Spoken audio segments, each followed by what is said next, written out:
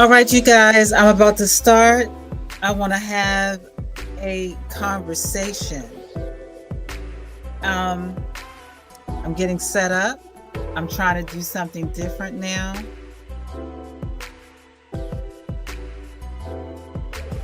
So, groove out to the song, tag a friend, and we're about to get this conversation started.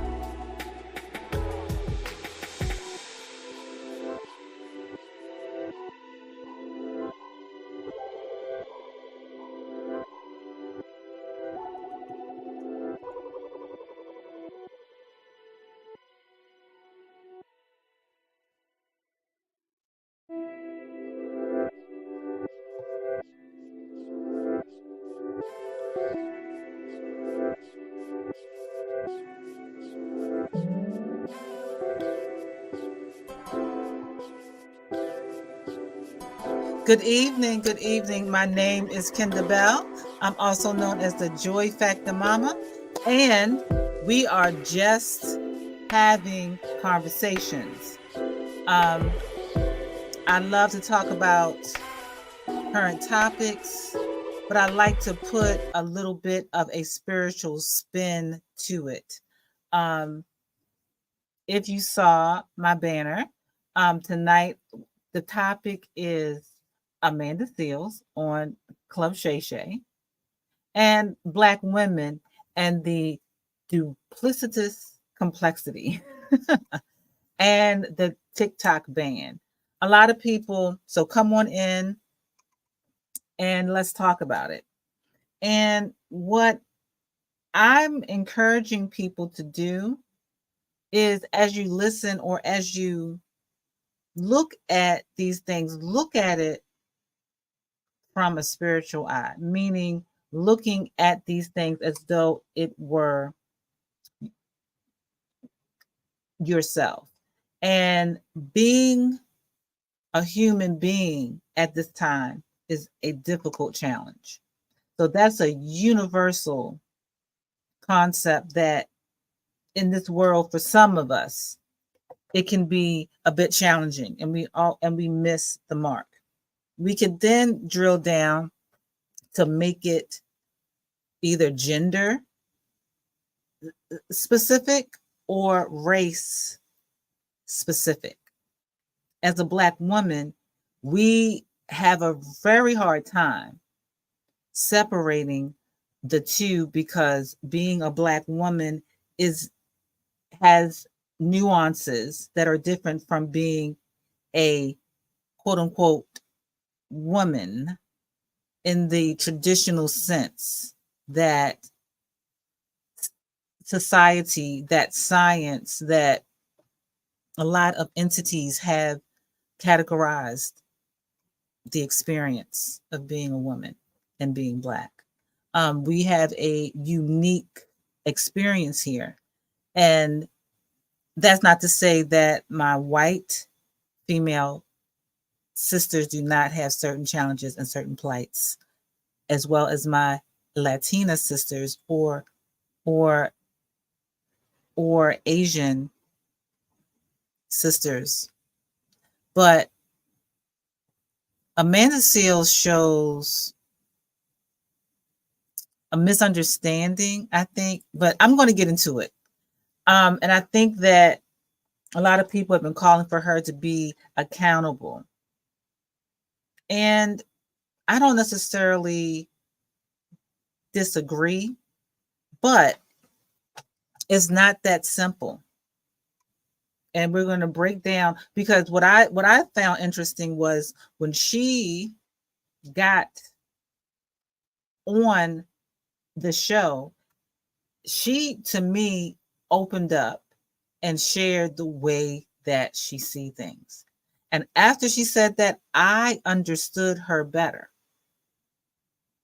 I understood her better because a lot of people think the way that she thinks after experiencing trauma, not to mention being an only child.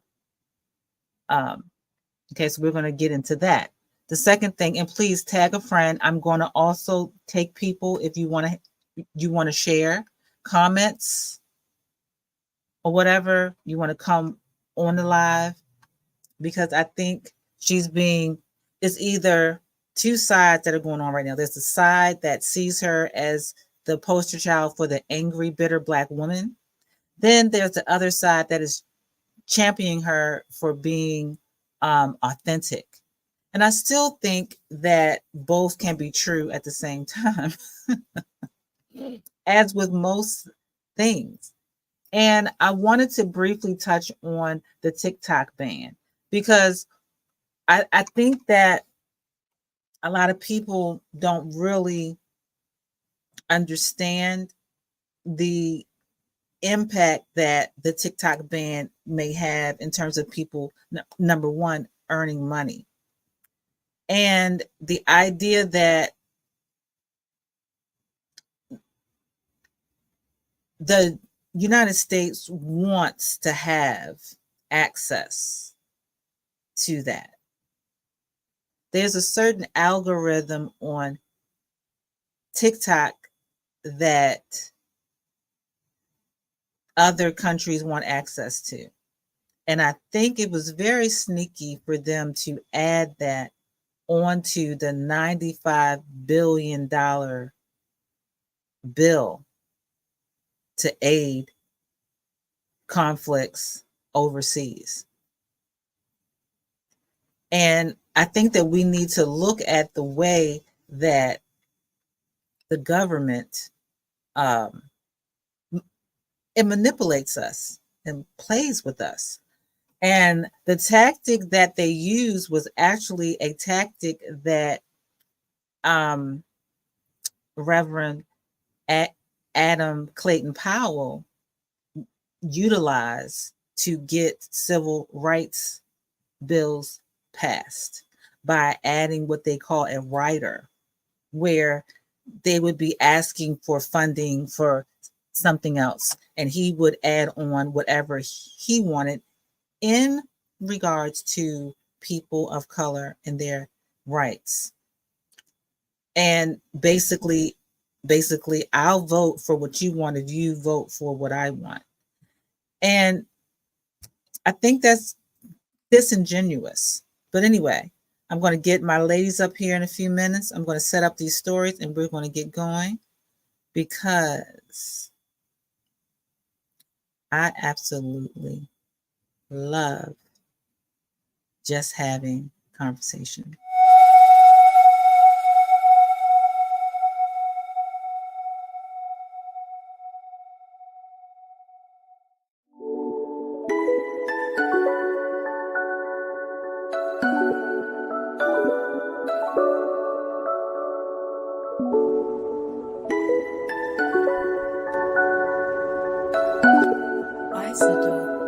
Yeah, ISO, that's it right there.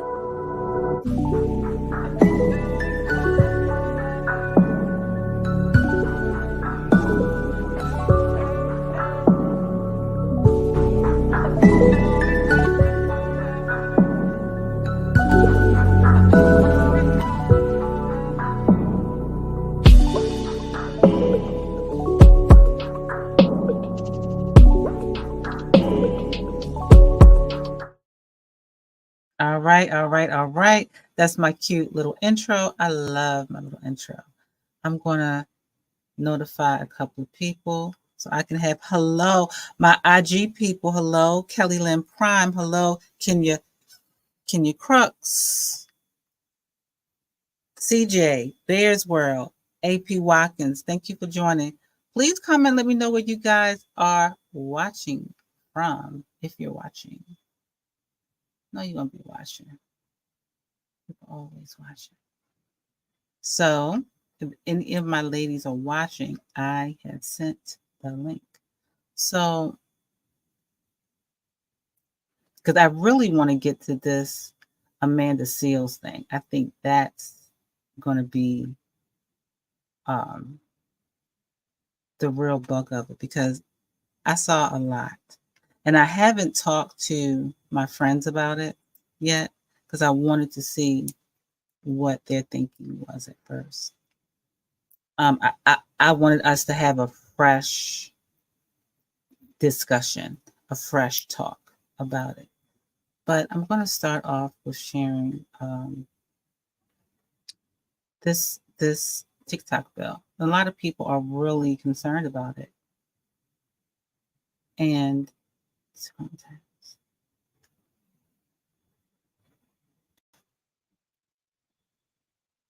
so I don't know if you guys realize that now we did see the news that there was Biden passed says the U.S. is rushing weaponry to the Ukraine as he signs a 95 billion war aid measure into law. And it goes on to say President Joe Biden said Wednesday that he was immediately rushing badly needed weaponry to Ukraine as he signed into law a 95 billion war aid measure that also includes assistance for Israel, Taiwan, and other global hotspots. So the announcement marked an end to the long, painful battle with Republicans in Congress over urgently needed assistance for the Ukraine, with Biden promising that U.S. weapons shipment would begin making way into Ukraine in the next few hours. I find it amazing that they can fight and argue to make sure that other people get funding, but there are people here that are homeless. There are people that need aid for food, for health care. And I know that we have to make sure that we maintain our alliances in other areas, but the disparity of help to places where people that maybe might not look like the majority of the Congress is very lacking. And so they go on to say, we rose to the moment. We came together and we got it done, Biden said at a White House event to announce the bill signing. Now we need to move fast, and we are. So, in addition to that, they did say that they would be sending some aid as well to Palestine. But the only thing that Palestine would be getting would be clean water, food, and supplies, medical supplies. And again, a lot of us are not down with it. We see the protests that are happening all over this country at the college campuses. It's beginning to look like what it looked like in the Vietnam era. And people, we don't want to fund unnecessary wars, especially when it's unjust. When I started hearing about the way that the people that live in Gaza are basically encased or surrounded, that was very devastating. And I don't understand how they would think that that was equitable. So we need to watch careful care to what's going on over there. And because it will impact us in another way.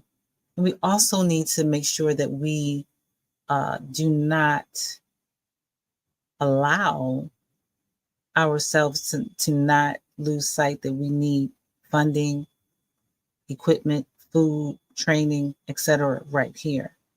Um, and election time, we gotta stop trying to stay on a certain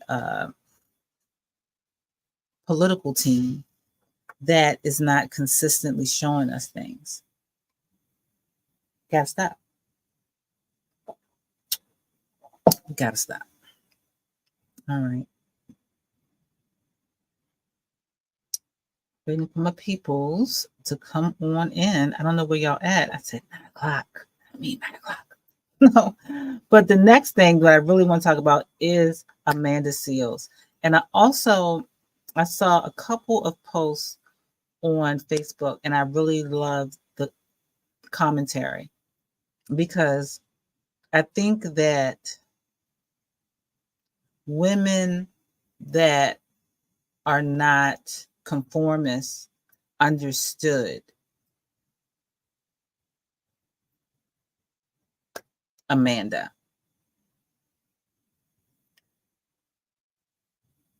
In understanding Amanda, we also understand that if we have been able to grow and mature to make friendships and sisterhood bonds, we've also understood that there is a certain level of accountability that we as women have to take.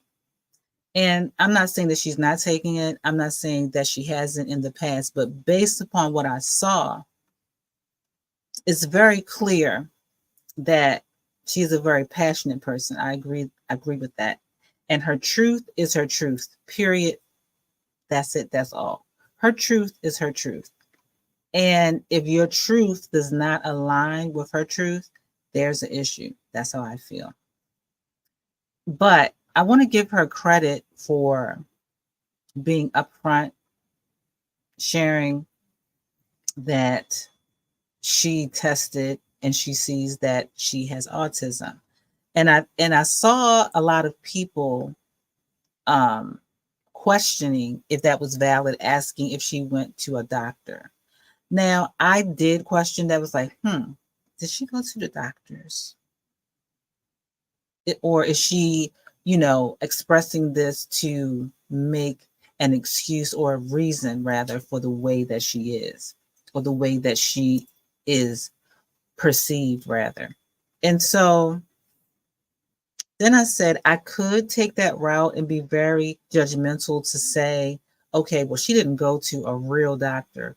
But if she's been in her body and she has experienced enough of herself, I think it's reasonable for her to be able to say, wow, I understand that based upon this test that I'm taking, it makes sense to me. It helps me to understand perhaps the challenges that I have experienced. And I think a lot of people don't even go that far to even examine themselves. The second thing is that I love the way that she cleverly set up the conversation. And she basically told us everything that we needed to know in the first 8 minutes of the show. And I'm going to share that clip right now.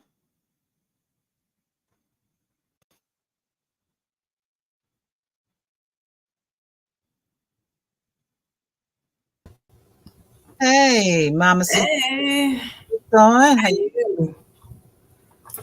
Mother daughter coach? This is LaShawn. We're gonna wait for the link to come on. I hope now before I'm going to start showing the clips, but were you able to watch some of it or get Mm-hmm. a context for what was going on?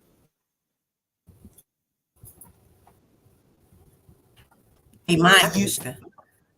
wait a minute. You you you Uh-huh. you're getting frozen.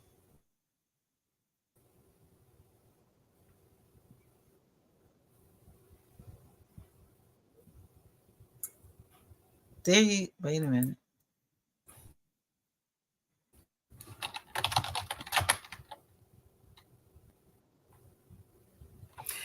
Yeah. Are you back? Because you was Oh, I freezing was? too. Wow. Okay. Wow. So, okay, let me cue up the thing. Is it So me? I can hear you now and see you or whatever. You seem like you're okay now. I move your hands or something. Looks like you're delayed a Okay. little How bit. about now? I think I'm a. Hmm. Go out and come back How in and about see now? if that. Yeah, I'm If just that keep. helps. Yes, it looks like you're Okay. you're good. Hey, Deltra. Yeah. So while she gets situated, I wanted to share that I appreciated what she said in the beginning because a lot she was very clear that she understands what she needs. And I'm going to explain that. And after she said that, I was like, ah. And when she also shared being an only child, myself being an only child, um, it was very devastating to not be able to make friends at times because um, it can be a very unique experience being an only child because you don't have siblings to bounce off your energy or to understand who and what you are and how you talk and how you say things. You don't have that. And I don't know her full her full childhood, but what I will say is that being an only child, you really don't know how you are to other children until they go, you're too loud, you're talking too much, and it's hurtful because you don't know, and I suspect that she was her big self, and me and my Sacred Joy Garden ladies are closing out this month with having peace with being big. So I find it very interesting that she came up towards the end of April with this theme that I was doing about having peace with yourself and peace in who you are. And Mm-hmm. she still doesn't seem at peace, but she seems to be getting clear. And I remember when I first started doing these lives, you was like, I want to talk about Amanda Seals. You said that. And I was like, okay, I'll see. Maybe we can do it. And here's the opportunity. So Mm-hmm. before I share the clips, Deltra, where you at, girl? Come on. Before I share the clips, what intrigued you to even talk about her back then? Well, I don't know much about her Mm-hmm. because I Mm-hmm. really, I'm one of those people that kind of, I don't get into pop culture much. But what intrigued me about her was really her stance on the narrative that she has that people just don't like her. And Mm-hmm. it was really TikTok that was like, okay, let me check her out. I think it was, yeah, the article with the black media saying like it's her fault that she's not likable. It's her energy, is this, is that. Right. So Mm-hmm. that I thought was really intriguing. And then the Club Shay Shay show really just Mm-hmm. kind of opened me up to her and who she, what I gathered from why why she's having some of the experiences that she's having. It Mm-hmm. made sense to me. And I saw myself. Oh my goodness. I know, me too, right? And I think that Yes.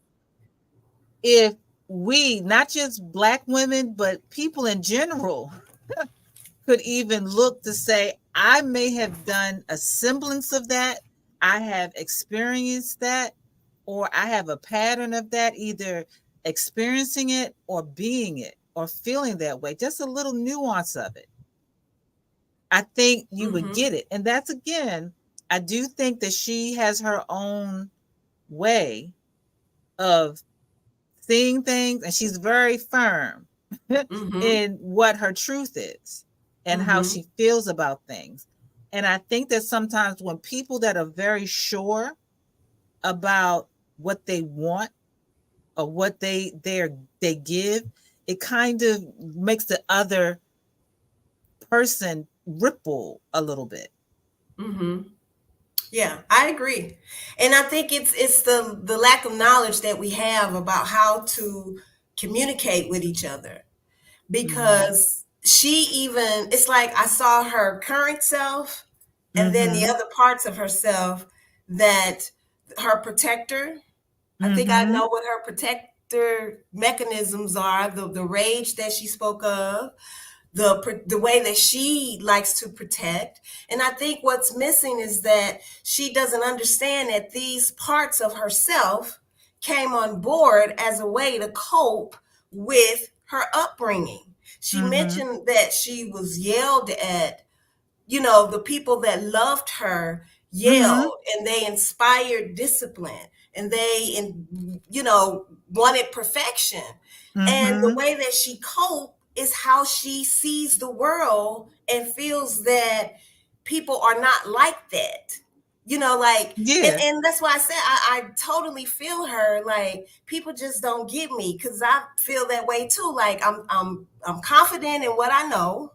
I'm Mm-hmm. passionate, so I'm loud, but I do understand that this part of me came to protect that younger part of me that was Mm-hmm. always criticized, that was Right. always like, I'm not doing enough. Like, you got to get it right. You got to do. And I think that's where the conundrum is when she's like, I just don't understand why people don't like me, you know? And I'm like, Yeah. it's not physical, it's just the way that Now, you, it's like you can put your little girl to rest and the protector and be this brilliant, all of it, all bring all of it together and just be this yeah, brilliant person that she is because she's brilliant. I don't think that she's completely clueless. Yeah, I don't think so either. I I I I think that because she's so intelligent that she pretty much can be very clever at exposing where you're not clear, because she said she said if there's a loophole, she's going to take it.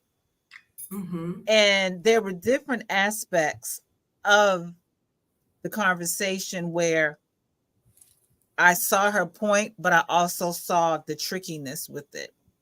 Um, in particular, and then, like I said, I'm going to set it up. But she said at the beginning, when she talked about having autism, she said that she has figured out that she needs people to tell her things specifically to the point, be very clear and intentional with what they say to her, Mm-hmm. because she feels that that's the way that she is. Mm-hmm. Noted. So, therefore, if it's left for interpretation on her end, that's what she thinks, because she's very committed to what she thinks and what she feels, even Mm-hmm. if it's kicking up dirt in the sandbox, if you will. I Mm-hmm. do think that when she talked about the situation with her teacher when she was a young child, and how she challenged the teacher, racism, and but and she was doubling down on the teacher being racist, right? And I do not doubt that, but we do know, and I think Shannon was trying to ask the question, Mm-hmm. but he wasn't very um direct and precise with his wording to ask her the question. Because to me, I would have said, yes, I'm sure she was racist. I'm sure that what you shared was valid, because when she talked about it, that was an ignorant statement to talk about indigenous people like they're just gone, you know. But we do know that there's authority, a teacher, that's a teacher, and that's their classroom. Mm-hmm. But in her mind, if you're not telling me the truth, then I have no respect for you. Mm-hmm. And in Mm-hmm. her mind, she didn't do anything wrong. And I don't think she did either, Yeah, I technically. don't think so either. She didn't do anything wrong, but the way the system is set up, you can't talk back. I remember that, but he did Mm-hmm. not, I don't think, connect the two Mm-hmm. properly. Deltra, what's up, mama? Hey, Delta. I can't hear you. Let me unmute. Hello, everybody. Hey. Hey. Hello, LaShawn. Hello, viewers and people watching the replay. Yes. Um, so I got a chance to listen to the excerpts, and then I was watching the video. Mm-hmm. And okay, so as a grandmother of a child on these, and a mother, I'm learning that has dealt with these issues of autism and spectrum and all of that stuff. I still don't believe that, although those diagnoses are important, Mm-hmm. does not validate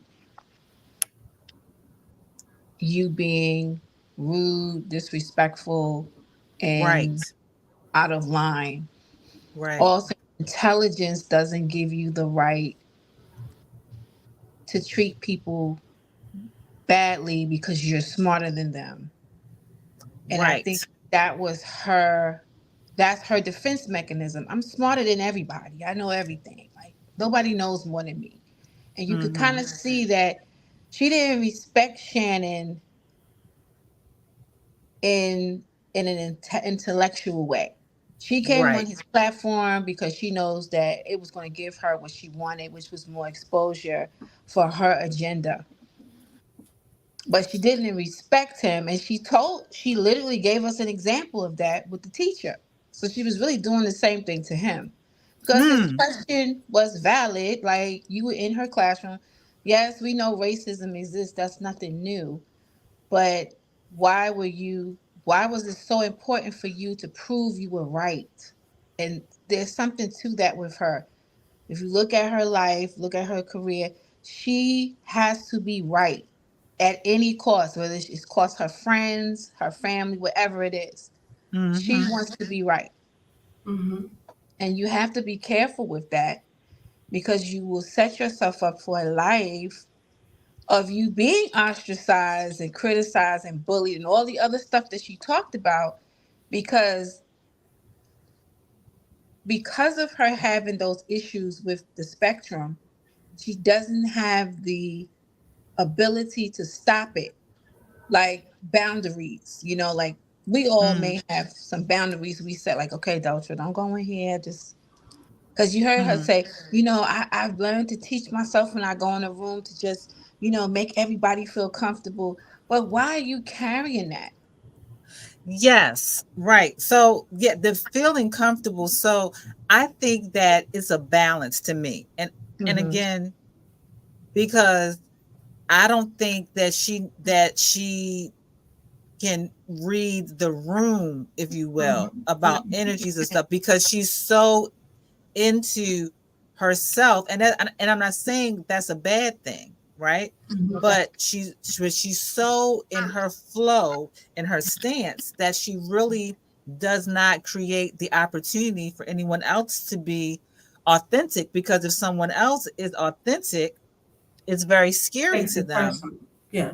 I think that people are quote unquote afraid of her energy, Mm-hmm. and that's unfortunate, because I think she's very intelligent. I like a lot of the things that she says, Mm-hmm. but I think that the same room that she wants to be given, it may be a challenge for her to actually give it because Is it? she's been wounded again, not an excuse but a reason. So now she's like very tight and like boom, this is what it is, period. But yeah. Yeah. I think those parts of her, again, talking about that, her not being right. Like Shannon asked her about being combative. Like, Mm-hmm. why me questioning you or giving my perspective is perceived as combative to her. And that's because, like I said, we don't understand that our the way that we function as humans. Mm. So what I was listening for in the notes that I took, 2, 3 pages, Oh was based Lord. on her, I'm a true social scientist, Mm-hmm. is her childhood. Mm-hmm. Yes. What's on board, the reason that she is like she is to me is that that's her way of protecting that little girl. Mm-hmm. So when she learned about, especially when she learned about African studies, Yeah. that was another thing to protect. Like, oh no, I didn't know about this. I feel cheated. I feel this. I feel that. And so Mm-hmm. what she doesn't see, though, I wish she could get to the point where it doesn't matter about respect, how someone thinks about you, what they have to say about you. You have to be comfortable with yourself. And what I saw was that she is totally disconnected from her body. And I Yes. Mm-hmm. believe she's totally disconnected when she gave the example of the girls coming to jump her. And she Mm-hmm. didn't know they were coming to fight. And so what that tells me is that she is not connected to her own nervous system, which Mm. majority of us aren't, because we don't understand that your body is going to let you know by the way you breathe. When you start breathing, when you start, your heart starts pumping, that okay, we're in danger. She's disconnected from that because she's up here. So I Mm-hmm. think a lot of her stuff is up. It's just like with any. I don't see her being different than Bless you. anyone else, except she has a platform, and that she's not knowledgeable on how your mind, body, and Mm-hmm. emotions all play a part in what you present to others and how they receive you. So I definitely feel like she is disconnected from her body. But like I said, I feel that majority of us are Most just, of us are. You're right. we don't know that we have this system that we don't even have to do or say anything, and it's on board. Like, you can ask someone how you feel, they're going to tell you in their mind, they're going to intellectualize, but feeling is in your body. So when Mm. she said, I said, oh wow, she's totally disconnected. She didn't even know they were coming to fight her. Right. And that is a part of what she was talking about being on the spectrum, Mm. because being around my own children that have these issues, they're not socially, you know, aware. So Okay. Mm-hmm. I've seen it time and time, and I used to be like, "You didn't know? You couldn't? You didn't tell somebody was getting ready to come and knock you out?" Like, I was like baffled, because I know for me, my body goes straight into run, Yes, right. jump, Mm. fall, leap, right, fight. No, totally clueless. So I Mm. get that. That is a real thing. I also feel like her being the only child definitely did play in that, because she didn't have anybody her age to kind of bounce off, or a peer, or somebody that she could, Mm-hmm. kind of connect with, to kind of show her, hey, no, don't do that, do this. So I didn't listen to the entire thing, but I'm gonna ask, if you got, did her mom shelter her at all? Or, like, I know she said she put her in a lot of stuff, but that's still not, that still could be a shelter, because Mm. sometimes parents keep their kids busy so they keep them out of trouble with other things. Mm. I So didn't I'm think just about wondering that. if that's what was going on with her too. Was like, because she couldn't sit still, and then she was so, they just had her doing a whole lot of different types of things to keep her from being in the house and people saying what's wrong with this child or whatever. Mm. If that also affected her because she was always doing something as a child instead of just being a child. That's a You good know, point. From what I heard, no, I would say no. I don't think that she was sheltered. It's funny that you say that because she seems like she's always on, like she's not resting or like we were talking about, really aware of her environment she's on. And to your point, from what you're talking about, maybe with her being active in sports and going into acting, she's always being competitive. She's always got to be on. She's always got to be the best. And they didn't even really touch upon being a Black woman in Hollywood and then being a light skinned Black woman in general. That's a whole nother challenge that we are really afraid to talk about, where women of a lighter hue within our own race have their own trials that we really don't have an open heart to. And I think we need to think about that. That's not fair. that's true. That's true. I know she did talk about her being biracial. I've No, watched she She's said not both of interviews. her. biracial. No, She said she she's said not that's a story. What? Both So of, she's not. Mm-mm. She mm, said her mother's Grenadian, Okay. and her mm-hmm. dad is from Massachusetts or something, Roxbury. Yeah, Oh, so yep. she.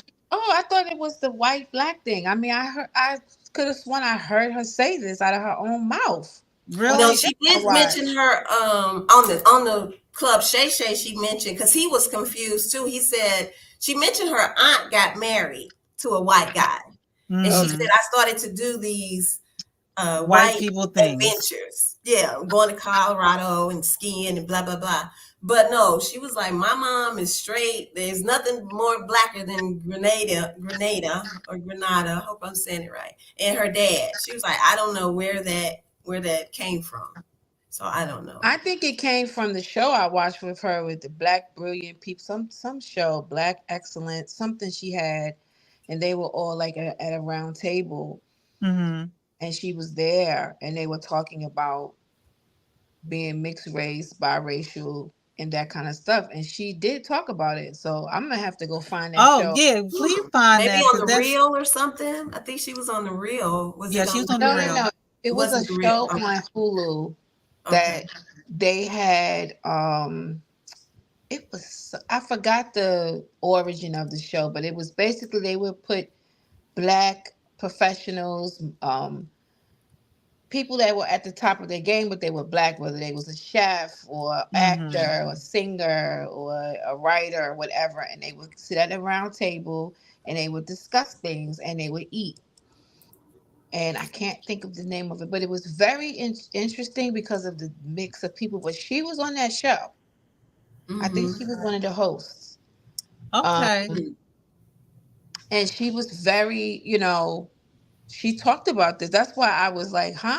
That's why I was so Really? Yeah, confident saying please. it. Yeah, please find that Okay. because Mm-hmm. because she said that she had to clear that all the way up. That Mm-hmm. was not true. And I was like, damn, that's messed up. Why they do her like that? And but now you're saying because that's what I heard, but I don't recall seeing her say that, but I heard it. But now you're saying that you saw that she She said it herself. implied that or she said that. But regardless of that, what I also think too is that when Black people are not from the hood Hmm. and they have certain experiences that are not considered traditional Black, Right.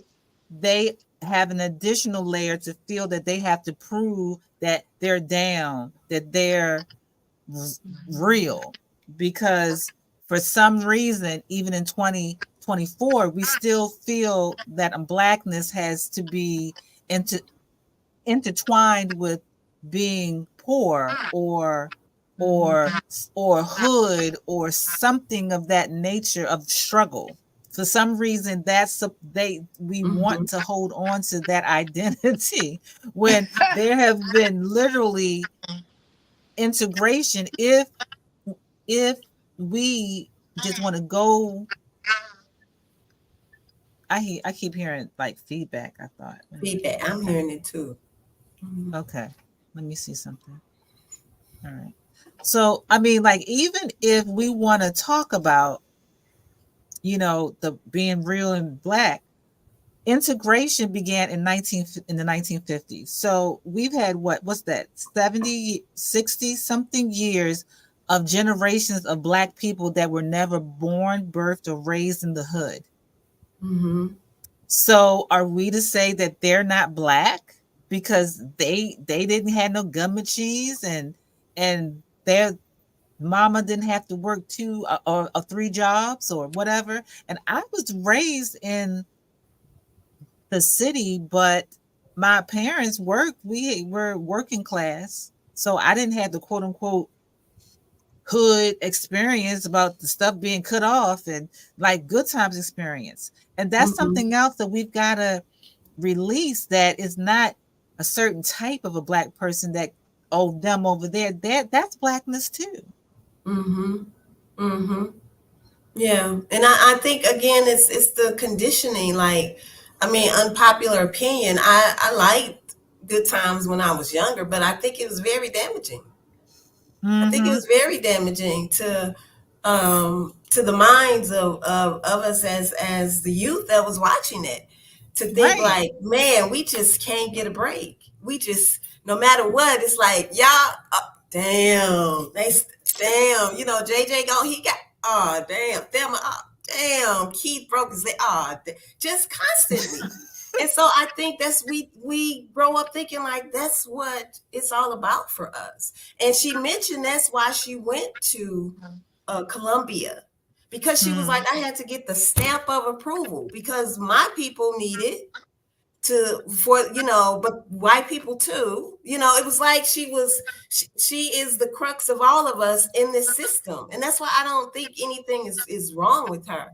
I just think it's the lack of knowledge of understanding that, okay, this happened to you in your youth. This is how you cope with being Mm. excellent and perfect no matter what. That's how you protected that little girl of yours that was constantly criticized. But Mm-hmm. now it's like, you got to let that go. When we say, oh, just let it go, or, oh, no, when it's no longer serving you. That's That the more part, important, yeah, that it's part. like we Like, don't know what that means. What does it and mean when it's no longer serving you? It's and causing I pain. right, I'm sorry. Yeah. No, go And ahead. excuse me. And I think that that's where she's trying to figure out, that's a great, how is this attitude no longer serving me because I still don't feel safe? And she keeps saying it. She Mm-hmm. keeps saying, I don't feel safe. I'm not protected. Mm-hmm. But as we look at different aspects of different things, if we're if we look at it balanced, not as a woman or as a black person, but we look at it from a balanced eye, some of the circumstances that were discussed both from the quote unquote other person's side as well as her on Mm-hmm. Club Shay Shay, it was not clear for her to like to have things specific. She wasn't necessarily clear about certain things. Like one of the things that I made like a note of was when she was working at Furious, and she Mm-hmm. was talking about how she was getting all of the interviews with the hip hop artists, which I didn't even know that. So I was very like, okay, girl. Mm-hmm. But she talked about the people not liking her there and and there's energy that just didn't like her. And again, as we stated, I don't think that she's aware of certain cues. I think that she may be so like excited to talk about things that she may overtalk folks, or she's loud or whatever, which I have a habit of that. Mm-hmm. And it's not because I'm trying to be rude, but I'm just excited. My Mm-hmm. stuttering was a byproduct of me being told, shh, stop, wait, no. So as I got older and began getting my voice, if I have the opportunity to say something, I'm gonna try to get it out as much, as loudly, as quickly, and as thoroughly as Mm-hmm. possible. And I might, you know, so I get that. But the big old juicy butt of it is that Big I, old juicy butt. yeah, big old juicy butt about it is, but there's someone else on the opposite end that could possibly be experiencing that as well, as someone that always cuts them off, Mm-hmm. that never Right. lets them get their word in, Mm-hmm. does not know how to actively listen, does not know how to be conscientious of the other person. And Mm-hmm. it's not her job to be conscientious of everybody, but I don't think that she's learned that yet, Mm-hmm. because she doesn't feel that it's given to her. Mm-hmm. And Oh, okay, so that's okay. And as I was sharing with, she said that she would get all of the interviews. And wait a minute, this feedback is killing me. Let me try this again. And she talked about a story where she interviewed Jay-Z. He came up to the station and she asked him if asked him what he was doing there or why he was there, whatever. And she asked him, could he come and do an interview with her? And so she did it. And then she said everybody was mad at her. And I'm like, come on, Amanda. So Jay-Z just sitting there chilling, just ain't got no reason to be there. He just there. He wasn't there to maybe interview with somebody, or did you consider to clarify, to ask, like you like to be told things very clearly? Did you ask him? And even if he said he didn't know, did you, because you know you have situations, that you ask, hey, Jay-Z is out here, is he supposed to interview with Joe Blow or Sam, or Sam so and so? Is Mm-hmm. to me, that's what I would do. But is that her thinking small or shrinking herself?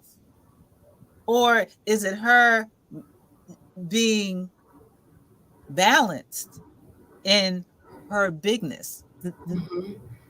I get it. Well, and that's a good point because it almost felt like what I used to do, like, oh, I got to download and I would just do it because you feel Mm, like, oh, this is my opportunity because that's what we're taught empowerment is mm-hmm, you get that self-empowerment, you get that download, she see that opportunity and she just went with it, if that's how her story went.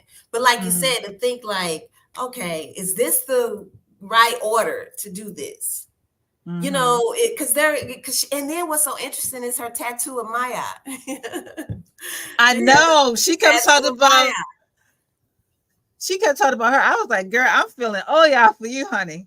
Yeah, so I'm like, but like you said, but the order of things, a lot of it was almost like the order of things, and they would come back to buy her. But I think, like I said, like that spiritual download, and you just like, oh, this is an opportunity. I'm gonna take it. Mm, that's, You I know, mean, so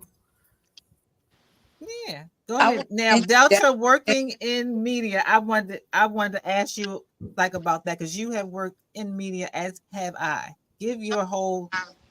I just think that it's very dangerous to give the parts of a story that you want, because we can craft things around what we Mm-hmm, want people to see, but we really need to show the whole picture mhm, because, clearly Jay-Z doesn't just show up anywhere. Let's just be clear with that, first of all. We both know that. Especially We back all know then. that. No. Hmm. Secondly, there are protocols, things in place, things you just don't do. And we don't know how the people at that radio station, how their interactions were with her prior Mhm. to or after that Hmm. interview.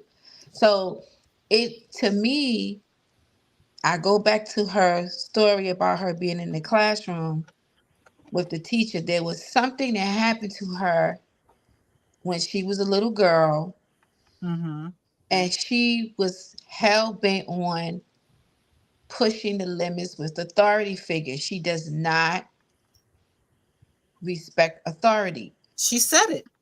And that will always be the thing that keeps her from truly experiencing things the way she says that she wants to. Hmm. Because we all have to be willing to learn and to grow from someone else. We're not, I don't care how, and the thing is, she might have been the smartest person in her life, in her family, in her Yeah, surroundings, I don't but doubt there it. are smarter people than you, sweetheart. There's smarter people out there. And what she should have been taught to do was to attract them to her Mhm. so that she would have something to bounce off of. It is important to me as an intelligent black woman to have other intelligent black women in my life. I Hmm. don't want to be the smartest one in the room because you always gonna be looked at as mean, crazy, an a-hole, this or that, because you're a smart aleck, you know the answer to everything. Oh, here she come, Miss Know-it-all. Those were things they said about her because she knew it. But was it, like you said, did it serve you to know it all? Like, I've had to eat that humble pie before Mhm. of learning to play with others. Like, it's okay. You don't have to say it. You don't have to be right. You can be right. You can say it within yourself. I know I'm right. I'm a Virgo. I know I'm right. You I'm a don't got to Virgo tell me. rising. Okay. Me Oh too. Lord, I'm Two surrounded. Virgo rises. I know I'm right. And But I she don't is too. always She's a have Virgo to. rising. Okay. So, but she needs to be No, around. What's wrong? no, I'm a Leo rising. No, no, I was saying Amanda Oh, is a she Virgo is. rising. Uh-huh. Oh, So okay. I looked at she her needs birth to chart. be around other women who are strong, intelligent, like real intelligence, not the fake intelligence, because I think that's also something that she's bothered by. People that are Hmm. appearing to be smart, but they really dummies and they just using little words. Notice the words that she used with Shannon, Yes, she was words that you fancy. don't hear all the She was time. messing Like, with him as far as I'm concerned. she You was know, really bringing it across. I'm smarter than you, Shannon. So your question is offending me. That's really the. I just want to get here real quick. That's the energy I was getting from her. Was that she was really like getting. She was getting worked up because she hmm, knew that she was smarter than him, and she didn't want to play the game with him about, well, what if the teacher, didn't want you to say that because you was a child and she was a teacher. She didn't want to hear that perspective. nope, She wanted him to say, this lady was racist. You're absolutely right. Let's go ahead with this race card. Because she's on this thing where I see what's right and wrong, and I want everybody else to see it, and I don't care if you don't like me, I'm going to say it. But then it's not true because you do care, because you're licking your wounds. You're saying on here how you hate that people don't see you for who you are, but yet you're still putting out this image that you don't give a damn. You don't care what people say about you anyway. but that's So who she is. she needs balance, and she Right. needs intelligent black women in her life who will hold her accountable for her actions. And I think her issue with Issa Rae is that she knew Issa was an intelligent black woman Mm. and they had issues. They had issues. And she wasn't sure what the issues were, but I want to hear Issa. I want to hear what she had. If Issa, because Issa's probably like me, unbothered. She's not gonna say nothing. But I would like to hear what her viewpoint. So I heard from someone in the Industry. Mm-hmm. business Mm-hmm. that she's not a very likable person. She's too much, Who? right? Which one? Amanda. Issa? Amanda. Okay. No. So I'm Okay. really interested to see or hear what Issa has to say, if she will say anything. And I don't know if Shannon will, because Shannon just I don't think Shannon cares either way. He's just trying. He got over 1 million views to this video right now, almost going Mm-hmm. into 2 million soon. So he don't care. He got what he wanted. Mm-hmm. He got Right. nothing for check. Like, Right. but And that's that's my take on that.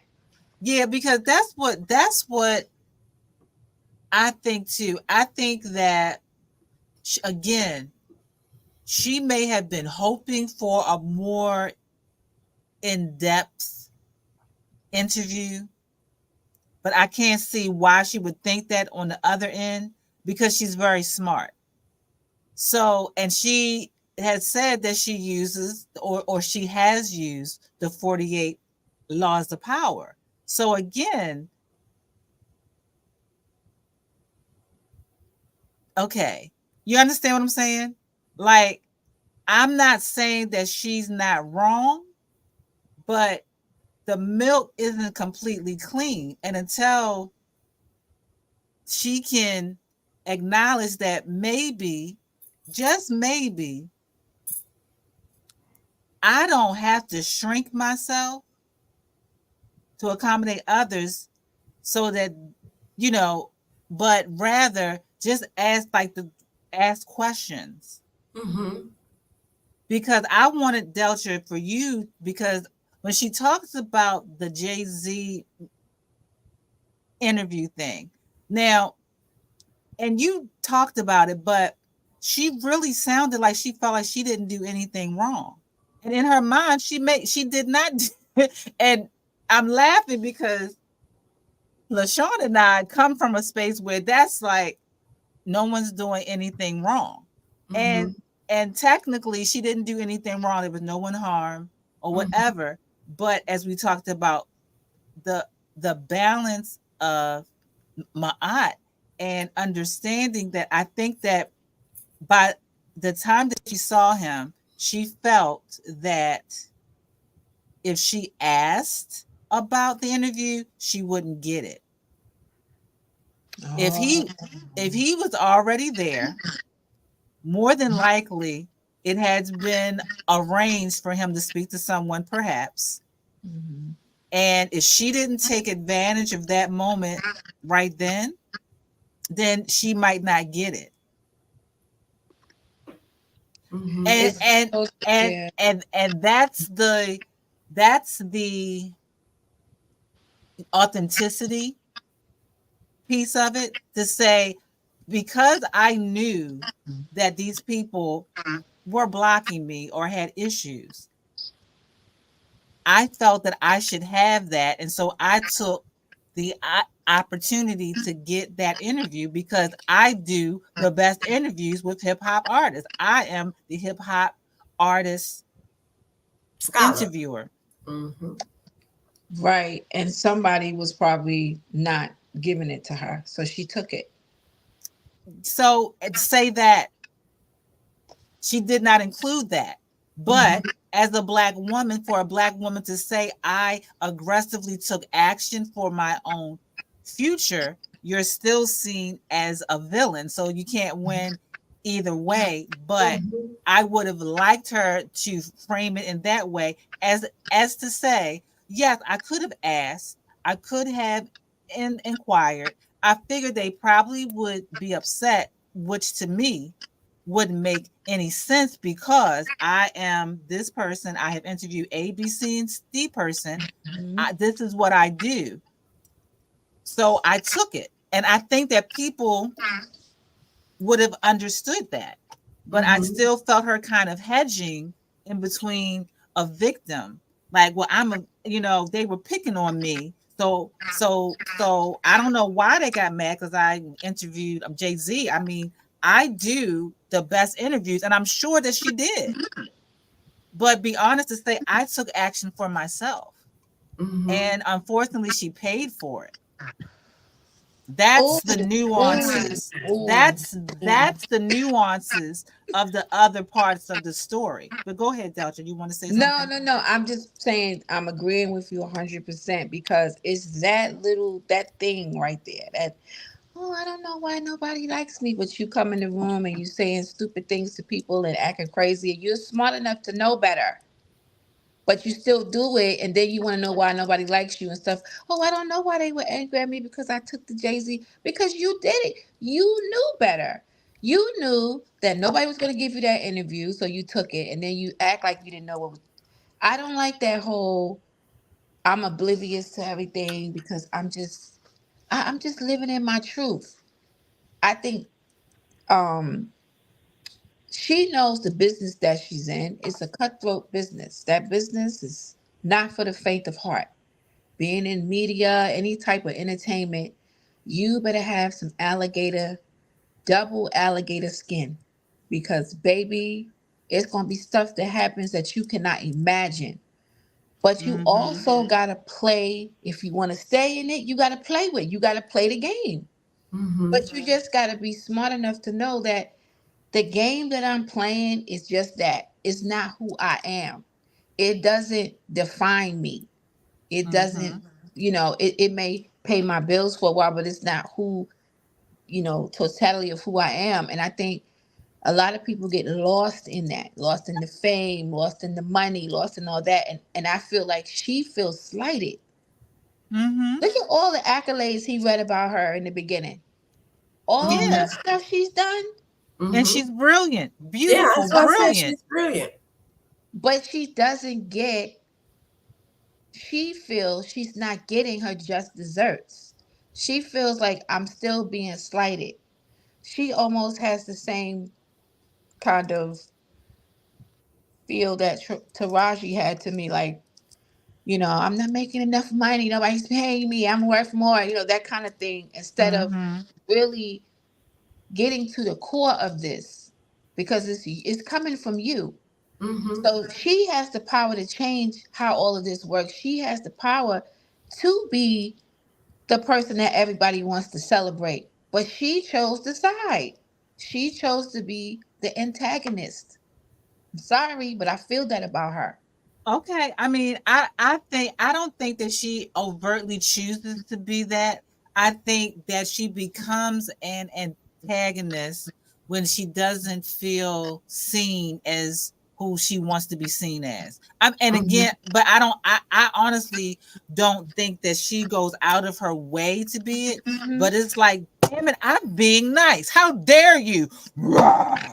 You know, you know, that's what I see. Mm-hmm. You Yeah, I know, saw that.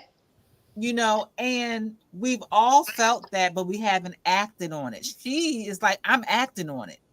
I'm Hmm. acting on it. So while we're like observing that and saying, hey, she's this, the only difference is that she acts on what we may feel, but what our social cues tell us to chill or think about it. And another thing I want to talk about was getting on to Issa. When she Hmm. talked about her show being, I remember the Amanda show. I forgot the exact title. It might have been called the Amanda Seal Show. I remember watching it on YouTube. I used to watch Issa Rae's YouTube channel, Awkward Black Girl. I loved that show. That was my show. I used to watch it at work. And I remember Amanda's show, and I thought it was an interesting show. I liked it. I never got the impression that it was Issa's show that she made. I personally did not think that. I thought that it was content that was put on the YouTube because I knew Amanda Seals was out there doing other things. And it said on the credits, Amanda Seals, written, produced, and yada yada yada yada yada. So I would not think it was Issa Rae's show. But as a content creator And as someone that creates something, I would not want another person to have credit in a tweet or like a post saying that this person is created a new show. But I would have to see the actual tweet or the post to get the context of it. But Mm-hmm. I think it was putting out that Issa Rae had a new show on her YouTube channel, or she was sharing a new show. Mm-hmm. So I think that Issa kind of was like, well, I mean, I'm putting you on. I Mm-hmm. don't know. And so why are you being nitpicky with people thinking that I'm taking credit for your work? Mm-hmm. Now, having been someone that I've done work and people have taken credit for it, I understand Amanda's plight. But I do think that if she asked her to do a tweet, I think Issa could have corrected it. No, you know what? No, because I remember watching that show and I didn't think it was Issa Rae's at all. I do think that if Issa Rae did not push her show and it was on her channel, I think that's kind of messed up. And I could see where Amanda might have felt some type of way. If I'm on your YouTube channel and I'm giving you content, but you're not promoting it, then I would have an issue with it. I would feel some type of way. Now, the nuance could be maybe because she asked her, make sure that people know that that's my show that I created, I produced. Can you correct that? That Issa was like, I'm not doing that or anything else. Now, if she did that, that's not fair and that's not professional. What do you guys think of that scenario? I don't know anything about this. I was talking about the other show. No, I'm getting to it. I'm Oh, I didn't know anything about this beef. This is news to me, so I'm gonna listen. Yeah, it kind of goes with, I don't know anything about the show either, but it kind of goes with her take too about Insecure, about mm-hmm, the way she felt about her on the set of Insecure. So it's kind of like this is the root, and it just kind of grew from there. But I don't know. I'm of the perspective, I don't get into fair or not. What I get mm-hmm, into is where I'm at and looking at mm-hmm, myself. And then I get to decide after I look at me, do I mm-hmm. want to fuck with you? That's what I was going to get to. you know but I don't like, if that was me and I'm like, okay, I'm on her show, she really not promoting me, she not feeling me, my energy. I want to make sure that I'm not, let me check myself. But then if I start to see and I'm seeing this and I'm like, okay, I know this is not for me. And that's what I meant when I said, and even Shannon asked her this, he was like, why do you care what other people think about you that you don't even know? So it lets me know that it's still external. All her stuff is about how someone sees her, how someone treats her. And I think our society, that's how we have learned to function. We spend Mm-hmm, so much time managing how someone, what you said, how you said it, when you said it. And I'm like, bunk all that. That gives me information on my relationship with you, but it's not going to affect my worth. Now, yes, I had to get here and do the work mm-hmm. to get here. But and what, she's 42, I'm 56. I'm like, okay, she still got 14 years to get to the Right. point where she can take her little girl in, like, I got you. And we don't care Mm-hmm. what nobody say. That St. Louis came out, Kerr. We don't care Kerr. about how, Issa is. It's about me. I know this my show. And she can change her perspective. But when you try to get her to change that perspective, her protector is like, oh hell no, because I don't want to look on the inside. You're like, hell You no. know, yeah, her protector is like, nope, we're not doing that. Cause then I gotta go in, I gotta look at, and even when she did look at herself, you know what she said? She was being generous.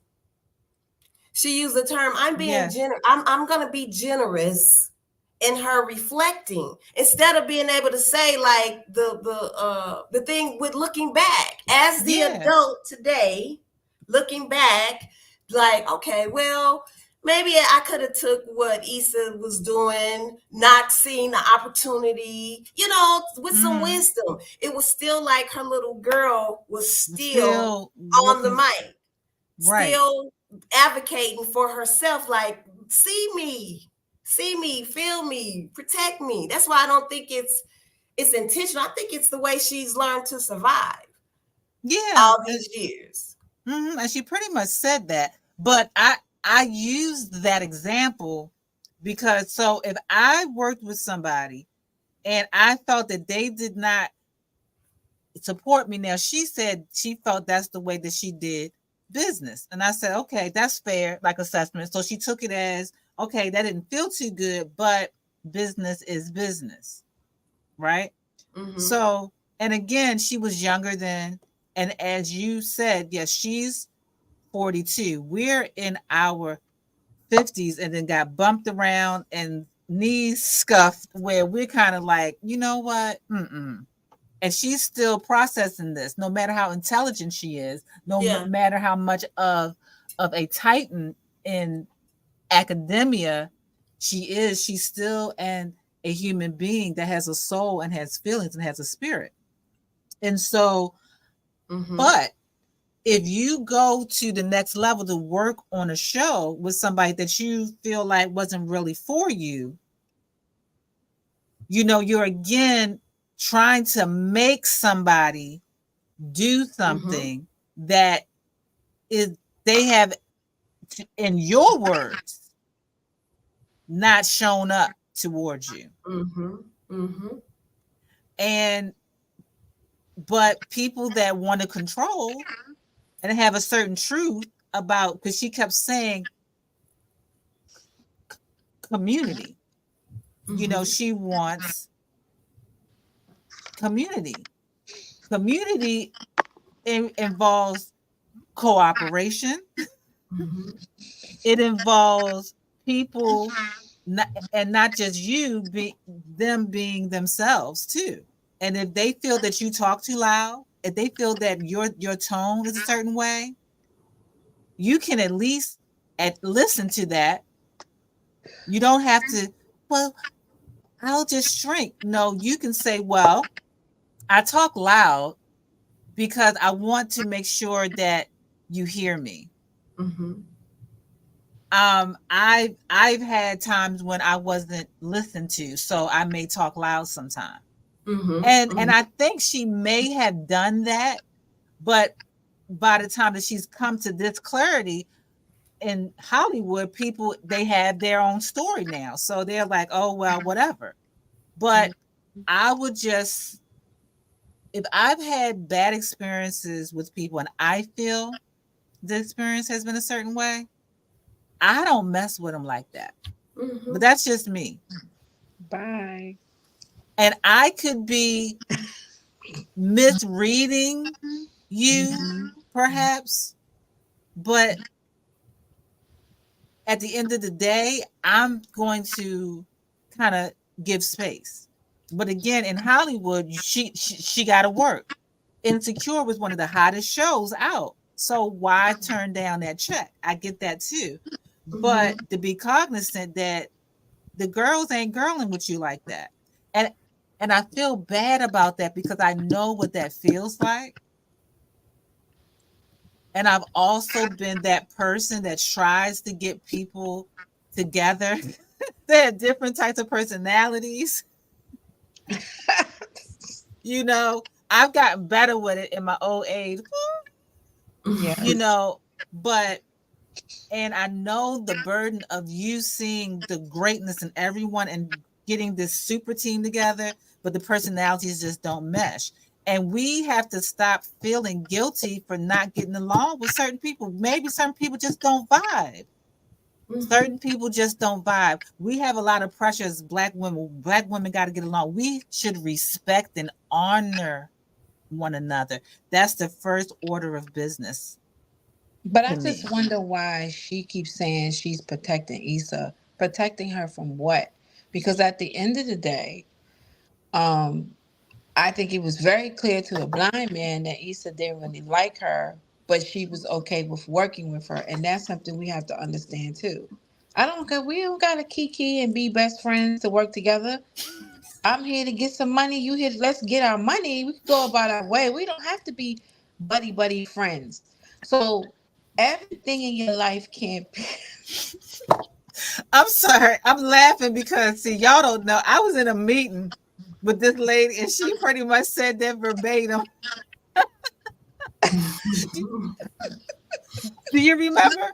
Do you remember, Dosha? No, no. No, you said something about I don't have to be friends here. I'm trying to get some money. So I can't Right? remember. Because we Yeah. don't have to like. And I think Issa was probably like me.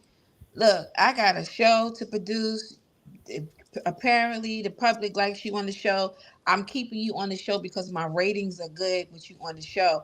But outside of that, I'm good. We don't have to be friends. And I think maybe Issa didn't know how to articulate that to Amanda without Amanda then having the reaction that she's still having anyway, which to me Mm, is Amanda acts like a child. Like she still has a lot of childlike qualities because she has not healed that child.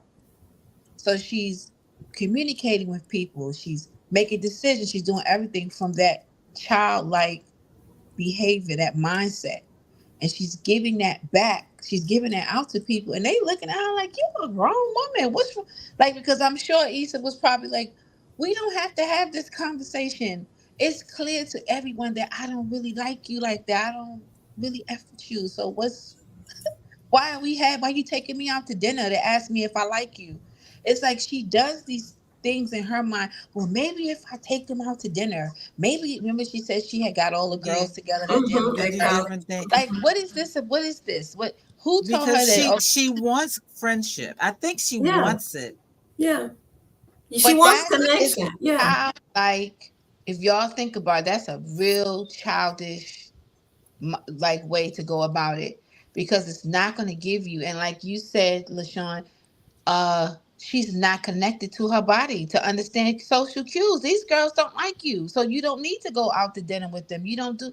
And I don't know that she like anybody sat her down and told her that you don't have to buy friends, you don't have to force people.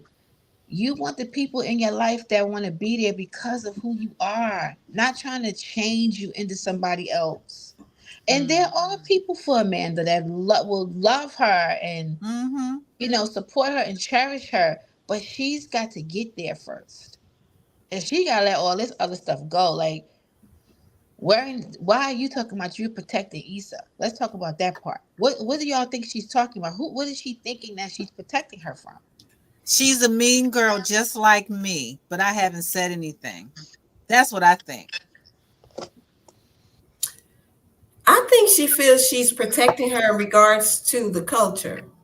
Mm-hmm. Because she mentioned that Issa's in a position that a lot of black women are not in this Mm-hmm. Okay. business. And so I really feel like when she said she went to what per something, the school, Pushing.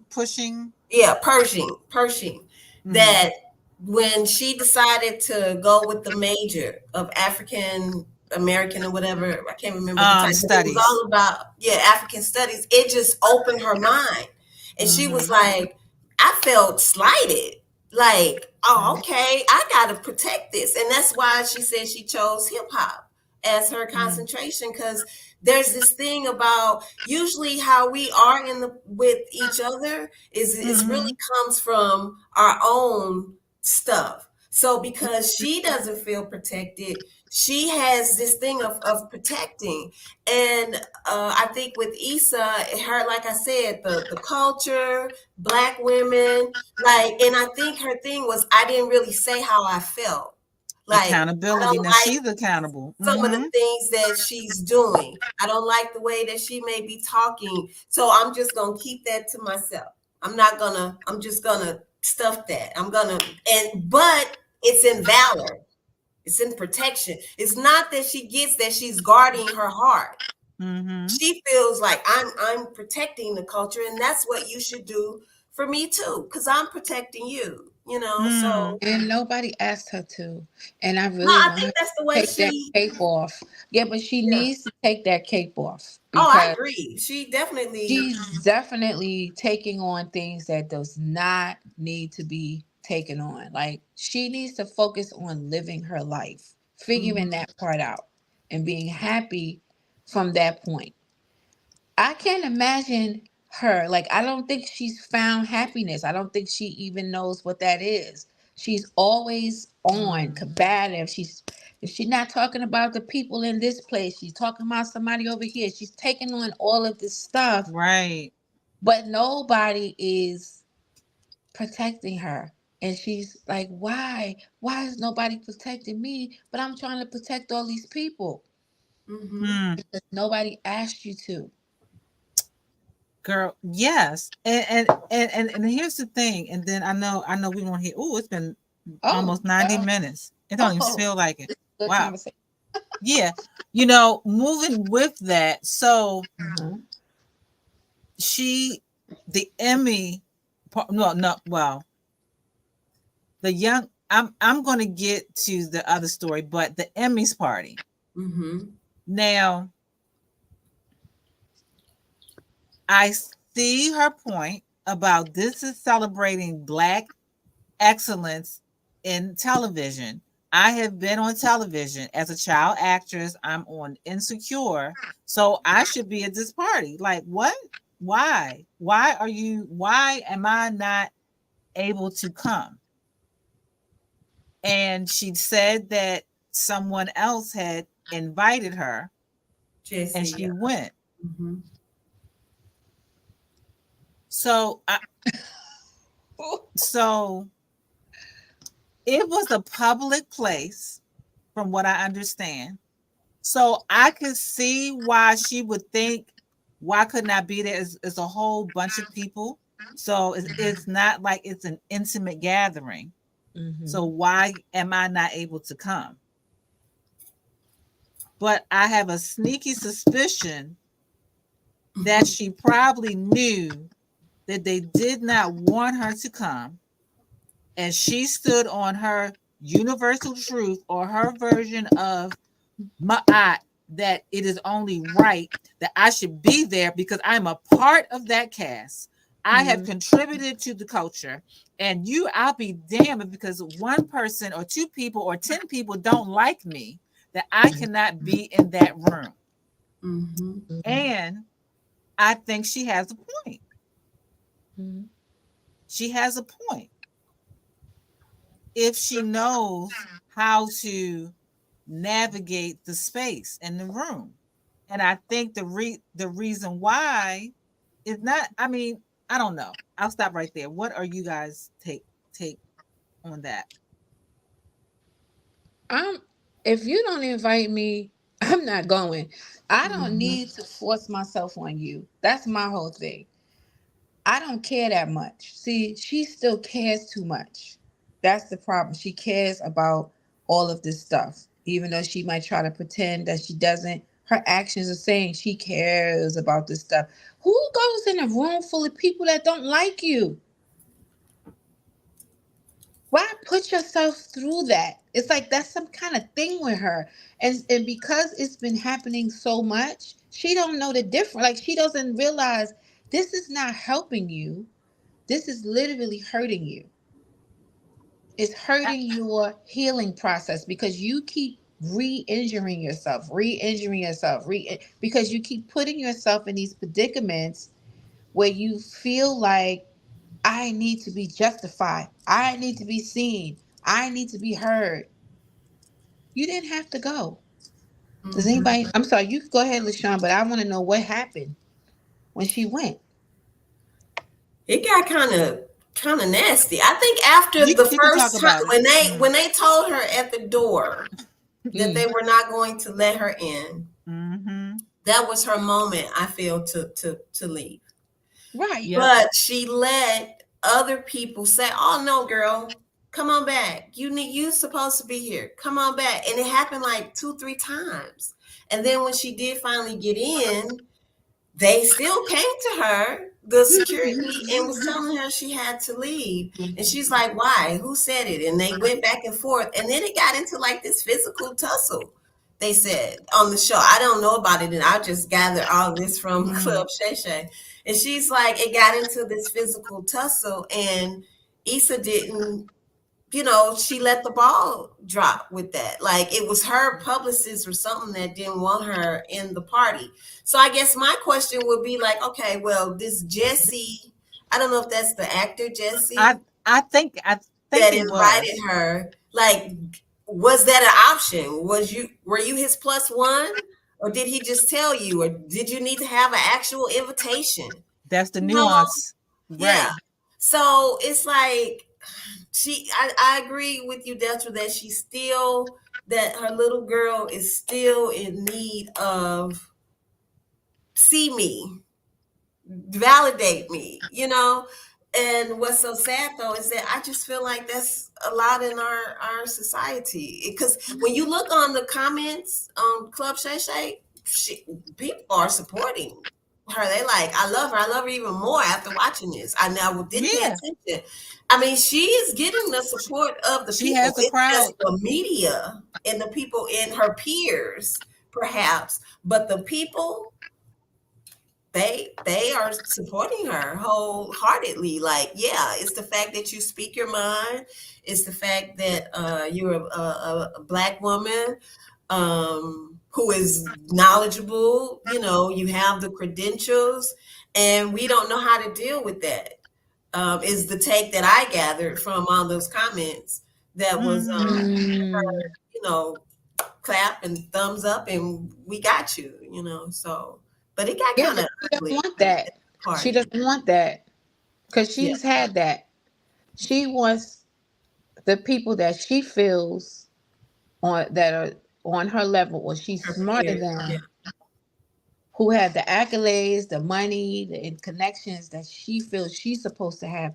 She wants their validation. Mm-hmm. That She part. doesn't care about, like in her classroom. Let's go back.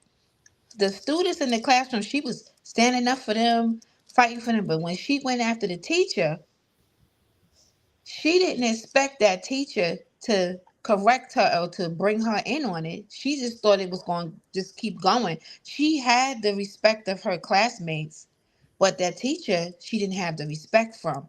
And she wanted the teacher to respect her intelligence for correcting the Mm. teacher. And the teacher was like, "You're not getting that. You're Mm-hmm. going to get reprimanded for knowing, for first of all, for being out of place. You're out of line. You're a child. I'm the teacher. You don't correct me in my classroom." If you look at her, she keeps doing it over and over and That's over. that's the pattern. That's the That's her pattern. pattern. And And she she talked did. about it. She Yeah. said No, yeah. it. She said, if you Hmm. pay attention, there's a narrative here of me not being protected, and I forget the other thing. She's like, so she intellectualizes. She knows that, but it's not from within her. It's her experiences Mhm. that is the pattern. So it's like, if you're having the same situation in all areas, Hmm. then you got to look at the common denominator. I'm not I, changing for nothing. I'm not shrinking down. I'm brilliant. They need to know who I am. Why do I have to be less than what I have created myself to be? and that's what she And said. and She they was have like, the I right as feel like well. crap. Like, and that's But when she was most vulnerable to they me. have the right as well, though. Don't you Yeah. think? Like Yeah. I have a right to you create your world, I create mine as well. And if our Mhm. galaxies collide, then we both have to create, if we want to be in the same solar system, we Right. got to figure out the flow. And I think that Issa Rae and her crew avoided having uncomfortable conversations They did.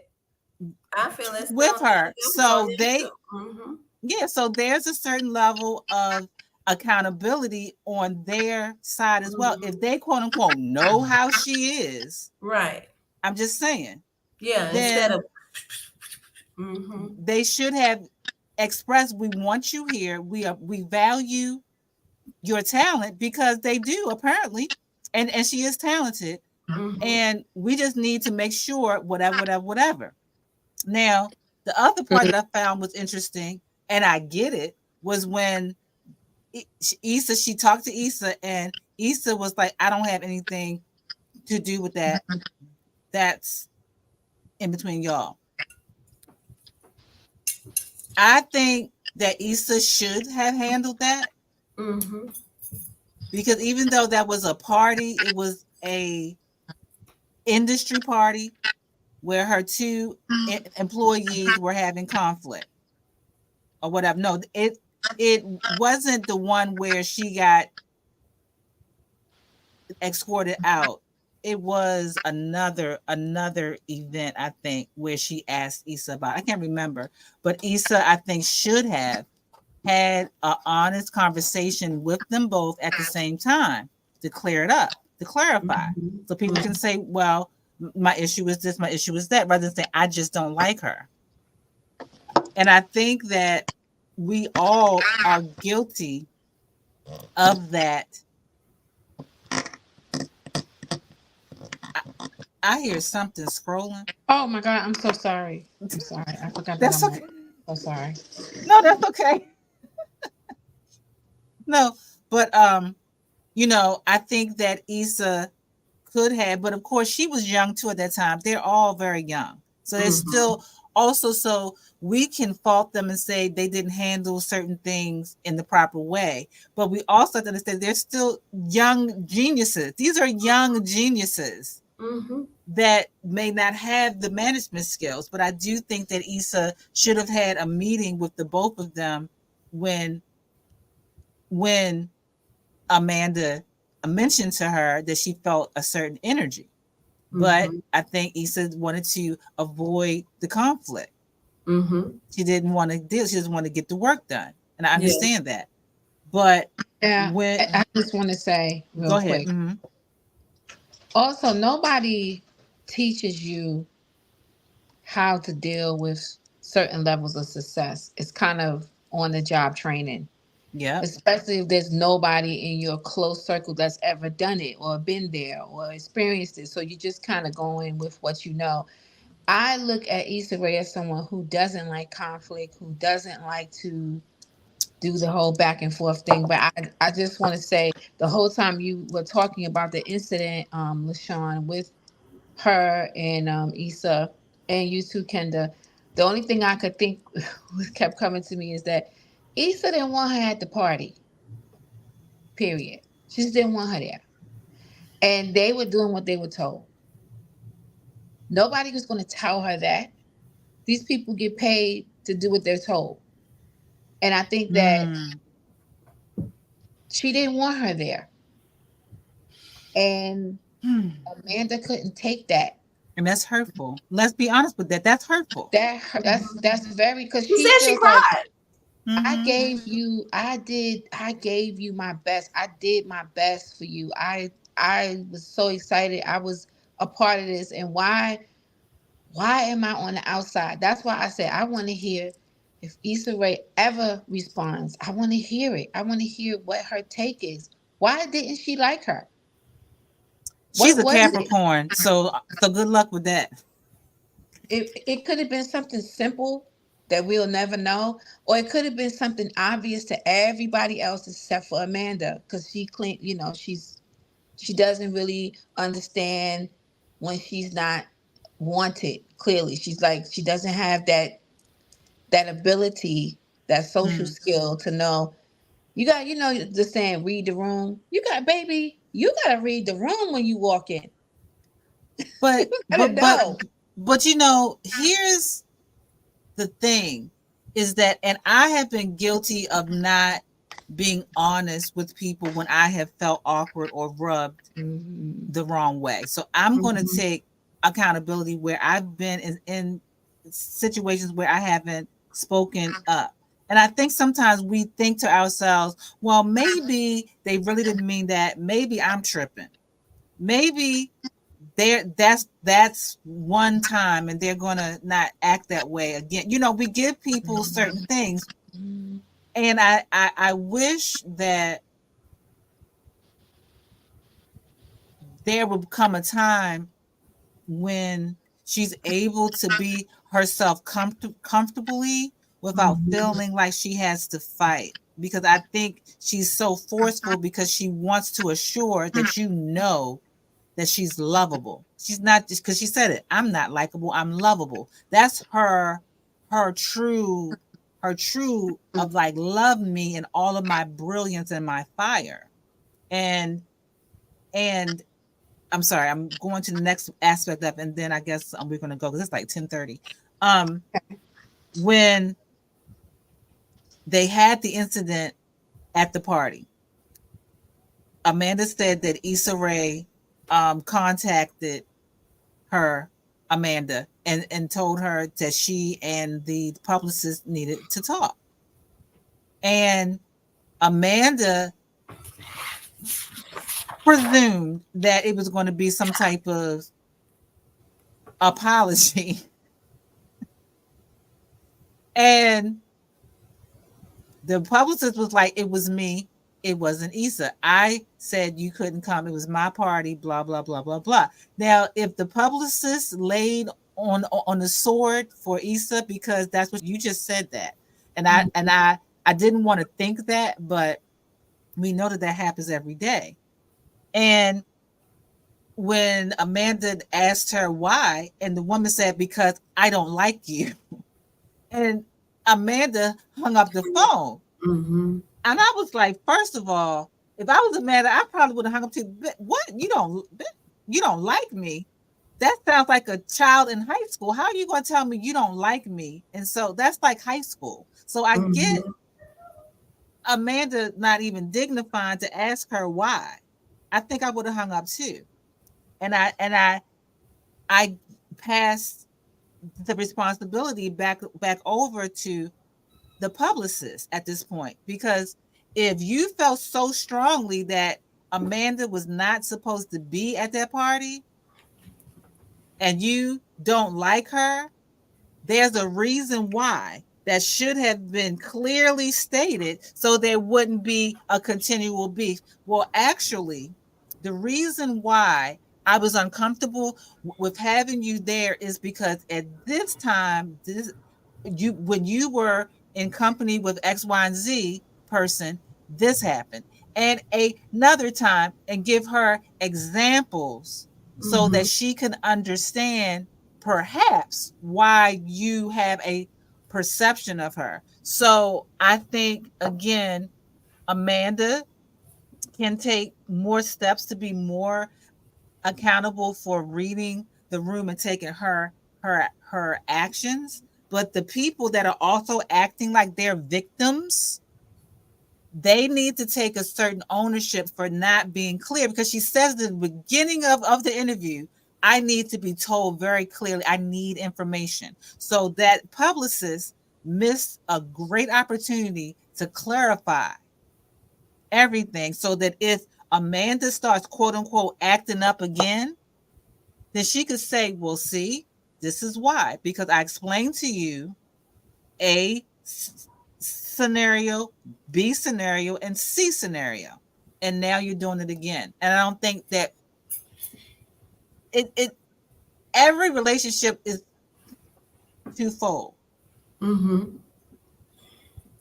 Yeah. She didn't have a reason. That's why she said that, because Issa Rae didn't want her there, and the publicist spoke up. But then that was, they probably didn't have a rebuttal or a reason to give her, because maybe they didn't think she was gonna say anything when she found out it was the publicist. They probably said, well, she's not gonna question it if you say you didn't want her. But if I say I didn't want her there, we're gonna be on the phone all night. So you got to think about how people in that business think. They're actors. They're used to pretending and playing with people and all kind of stuff. So trust me, I feel this very strongly. That's the reason why the publicist didn't have an answer. Oh, she called her back, according to Amanda. She said when she hung up, the publicist called her back and said, "You don't know, you don't want to know why I don't like you." And she said, "No, I don't want to know why you don't like me." Okay. And she hung I up didn't know again. that part. Yeah, she said she called her back when she hung up and was like, "You Mm-hmm. don't want to know why I said that?" And she said, "No, there's nothing else to be said." You know, she said Okay. she hung up again. But I agree with what you were saying too, Kendra, is that I think it's just indicative of society. It requires vulnerability on both ends. Mm-hmm. And we're just not there. We're not taught that. We're not taught that from our youth. We're not taught that in school. We're not taught how to communicate when things are uncomfortable. So we avoid and we hide behind whatever our qualities are, whatever the Mm-hmm. people are that we have around. And I think she's the type that just don't want to play that game. She don't want to play that game. She wants to be real. She wants to, because she kept saying, I don't harm people. I don't harm people. But she was saying physically. But she doesn't Right. understand that There you she's go. harming her own self with Mm-hmm. the Oh, that's good. protection mechanism that she has around her, but she's not the only one. That's why I say I don't feel she's done anything wrong. We all have protective measures that are harming us. And that Mm-hmm. is the purpose of the relationship, is for you to see yourself. And we just spend too much time trying to figure out who said, why they said, when they said it. She said it this way, and I don't like you. I just feel that's so immature. My That's daughter, what I'm saying. but Yeah. I learned to be quiet. Like, she was like, Mama, I just don't like her. And I'm like, I don't understand that statement. I understand, like, we don't vibe, we don't get along. I feel uncomfortable around that Mm-hmm. person. I don't think we mix, but I don't like you. That's Right. me, to me, and that could be my own shit. But that's like you are putting something where you're looking at me through a different way, and then here's your judgment. I give you, say, I just can't rock with her because she too. I could get, Right. but saying I Yeah. don't like you, I don't get that neither. Yeah. I was very disappointed in that because I was like, in the business and you're a public, I just don't like you. Yeah, And I can see, I don't doubt it. Go ahead, Delta. I'm sorry. No, I said that was crazy. No, I'm good. I'm listening. You know, I would, I, as a, even in my 20s, when I was at work, I would at least try to act grown. mm-hmm. You know what I'm saying? You know, at least, even if, but see, I've always been that way. I may get a feeling where I don't like someone, I don't vibe with someone, but I at least try to investigate and like make sure to verify. And if I see the reasons why and they ask me, I will tell them. You know, but I guess you have, but you can't always tell people in certain circumstances because things are quiet. But the last thing I wanted to bring about, which is why Black people don't really mess with her, is that she had accused a former NFL star with sexual, oh, I can't say it, assault. Oh, And and the Black media has really, that's when she really lost the favor. And that's where I'm gonna share it and we can talk about it. We're gonna close out because the very thing that she's saying that everyone is doing to her, she somewhat did. Now I guess the question would be, how long does she have to pay for it at this point? So okay, here we go. Can you guys see it? Mm-hmm. yes. Okay, I got all these little ads up. Hold up. So back in 2019, she accused this NFL player. I was trying to get the video of assault, and the video is not available. Girl, they probably took it down. Hold up, let me find it really quick. So basically, she was on the Breakfast Club, and the guy's name. What's the guy's name? She basically said that it was a certain football player a neurosurgeon that she was talking to, and then she found out that he had done some questionable things with other women. And she immediately, stopped talking to him. And she said this on a podcast. And then, without proof. Now, he didn't do anything to her, but someone told her. You understand what I'm saying? Mm-hmm. And then she went on the Breakfast Club and her own podcast and said, I want to get a less biased thing, but she basically came back later and said, well, it wasn't exactly true because I didn't know, but I got a lot of women told me what he did. And me having a black son, and I'm not a pick Misha, okay? Because if you take up for black men, you're considered a old hag, a pick Misha, or Barbara the builder, and all these other crazy stuff. When it's not fair for you to accuse someone of something that you yourself has not even experienced. Mm-hmm. Is one thing. And then when she got called out about it, she pretty much did not apologize. And I'm going to share the little clip right here. I think this is going to summarize this. And that's very dangerous to me. I think that this guy is one of those And what do you that's call why I him? was saying you have to be careful with being Captain Save the World when nobody asks you to do it. It's one thing if these women was doing a class action lawsuit or something. Right. So now this guy, I don't know if I think this is one of them. Happened was with this Myron Roll situation years ago, where I was put in a very up situation. I had to make a judgment call. Okay. And people have based my entire character off of this judgment call. People who have never been in this situation.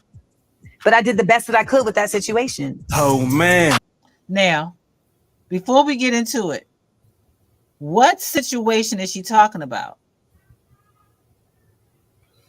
Is she talking about the ladies telling her about? Yeah, she's very clever with the way that she words and says her things. Mm-hmm. She said I was put in a very hard situation to tell the truth, your version of the truth, what someone told you, Right. or to own that it was not accurate based upon your experience, but it was hearsay. Very dangerous. Okay, I'm going to continue. So, Shannon Sharp announced his episode of Club Shay Shay featuring Amanda Seales, and that right there was met with a lot of backlash as people was wondering, like, dang, bro, how are you as an NFL Hall of Famer going to do a show with Amanda Seales after her controversy with former NFL player turned neurosurgeon named Myron Rolle? Many people are familiar with Amanda Seales' controversy surrounding Myron Rolle as she accused him of being predatory with women, causing him to eventually have to come and defend himself to save his career. We're going to go ahead and walk down that road as far as all that happening. But first, let me show y'all the reactions to Shannon announcing this interview. So on his social media, he says, I'm not petty, I'm not phony, I'm not going to hug people that are not my people. So these are quotation marks. And this says not getting to this her DMs, and one thing led to another. And let's get to it. To not put the word out there that there somebody I've worked with, if you're going to say I'm difficult to work with. I mean, it's burning bridges in Hollywood. Baby, there ain't no bridges in Hollywood. This. Oh, shoot. Darn it. Oh, shoot. I just been cussing. We're not supposed to cuss on here. I'm sorry. I'm not monetized yet. So I think we'll be fine Okay. for now. You're not. We c- We didn't Oh, I talk think about they that. do still start in May. Why you Huh? not? No, something's supposed to happen in May. You got 7,000 followers. How you not monetized? This is not the phone call for that. What is this? What is this?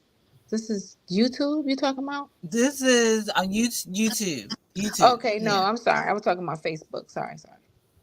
Okay. Yeah. Sorry about that. I had clicked off the video. Let me show this real quick, and I swear we're gonna be done because I'm feeling because and what she said after the interview was crazy. But anyway, I'm trying to get to the point here. Okay. Here we go. Who keep repeating that she never slandered my role. I was never a fan of her or her comedy or commentary, but this is what makes her despicable to me. Them that some have said Oh. could have gotten him fired. So I said all that to say, if you are approached by Myron Rolle, you should just be mindful.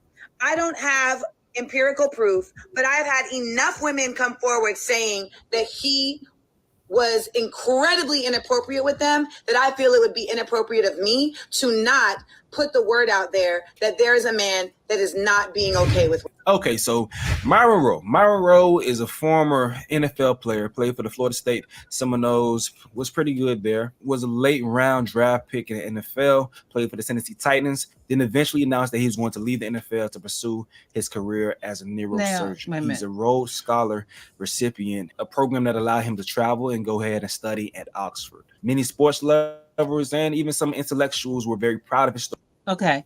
Now all I'm gonna say now, y'all got the gist of it, Mhm. right? Now it's very dangerous, and she seemed unapologetic. That's the part. That part. Am They came I up reading during the it wrong? show with Club Shay Shay. It What did she? yeah. She basically got to me annoyed that she was even questioned about it. Said, look, I made a bad mistake. I said something and that was that. Mhm. Now this video and dismissing other people's feelings. What? How can you do That's that? that immaturity. That's what I'm talking about. So someone can, you can destroy someone's life basically and then say, "Oh, my bad." I mean, I heard people said that to me, and she wonders why people don't trust her. Right. So, how do you guys think that she could possibly fix that, or is it even fixable? She needs to, like LaShawn said, get in touch with herself, her body. And when she does the work, I pray that somebody, a healer, somebody comes to her in a dream, something, and she gets the help that she really needs. Because she's she's like, to me, this is not gonna stop until she gets healed. Period. That's just my take on it. Mhm.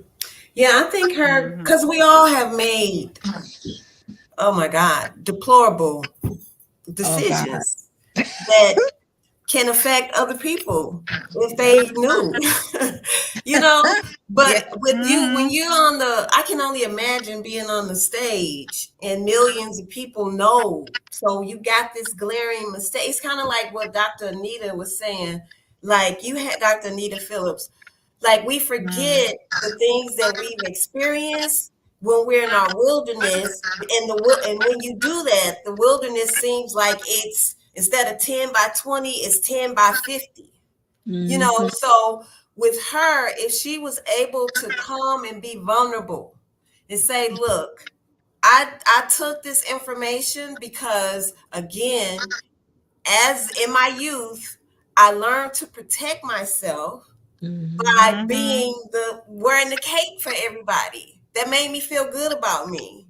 It made me feel Mm-hmm. like I'm for my people. But I made haste. I didn't think. I didn't so and so so and Overzealous. so. Right. But I've learned. I've learned. Hope Myron blah blah blah and the women blah blah blah. But I think if she just was to come And it don't matter what the people, we gotta get out of looking for people to validate.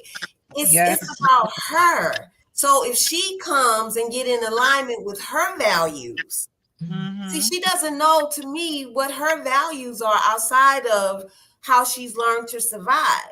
So that's why I don't get into like the boundary thing. Boundaries to me is how you are in alignment with your Mm-hmm. own values. That way you don't have to float and try to wear this jacket on saving. And you can kind of just show your face and lay your cards down. Like, I tripped. I was young. I just ran with it. Like you said, I was overzealous. And even if the people don't say, well, okay, we forgive you, do you forgive you? Right. You know? That's so good. You know why, LaShawn? Because you notice how she led with, I have something wrong with me. And Mm-hmm. this is why I do what I do. Mm-hmm. That is so good. Yes. Yes. Spot on. She led with that. She Mm-hmm. did. Why? Yeah. Why did she lead with that, right? Mm-hmm. That's what I'm It's saying. She set it up perfectly uh-huh. to understand. But this is Amanda Seals Oh, this afters. live after the Close Shay Shay. And this is Uh-oh. what, yeah. We ain't gonna Uh-oh. play the whole thing. It's 25 minutes long. We're gonna just skirt through it. I Oh my. felt like Shannon was playing in my face, and he eventually turned the corner, but then at the end of the interview, like he just like I don't know, just kind of like chilling. Me and Shannon were flirting. Ma'am, if you don't get all the way out of here with that bullshit, please don't insult me. I told And y'all. that was offensive. That was highly offensive, and it makes me wonder if you know when people are flirting with you. That's ironic, right? This chick she needs to stop talking. Does she have people? She needs to take a break. She probably doesn't listen to anyone if they would tell her to chill out and not say anything. Why not? Got her Why looking can't I like not speak? Mm-hmm. you come on this man's platform and you mad like you act that this is but I knew it. I said she didn't respect him. I don't know the purpose of her going on his show. Let's continue. Yep. Um, So when I left the interview, I just was very like kind of not sure how it was going to play out, and I knew that he had played himself in the interview in a number of ways, and so I knew that he would they would probably edit some of it out. So that's how I felt. As this, I have to go eat, so I'm doing this quickly because I realized I have to go eat. I did not eat today. I had like some almonds and some Oh pretzels, God, I want to get to the.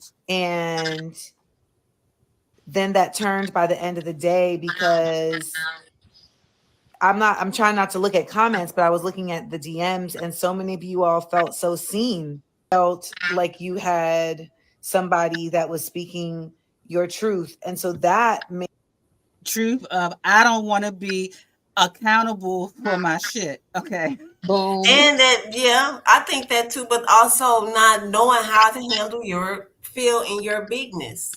That's true. That's true. Mm-hmm. um Darren, I if need there's any the edited so one. if you're on this tour, so get your tickets. Never mind.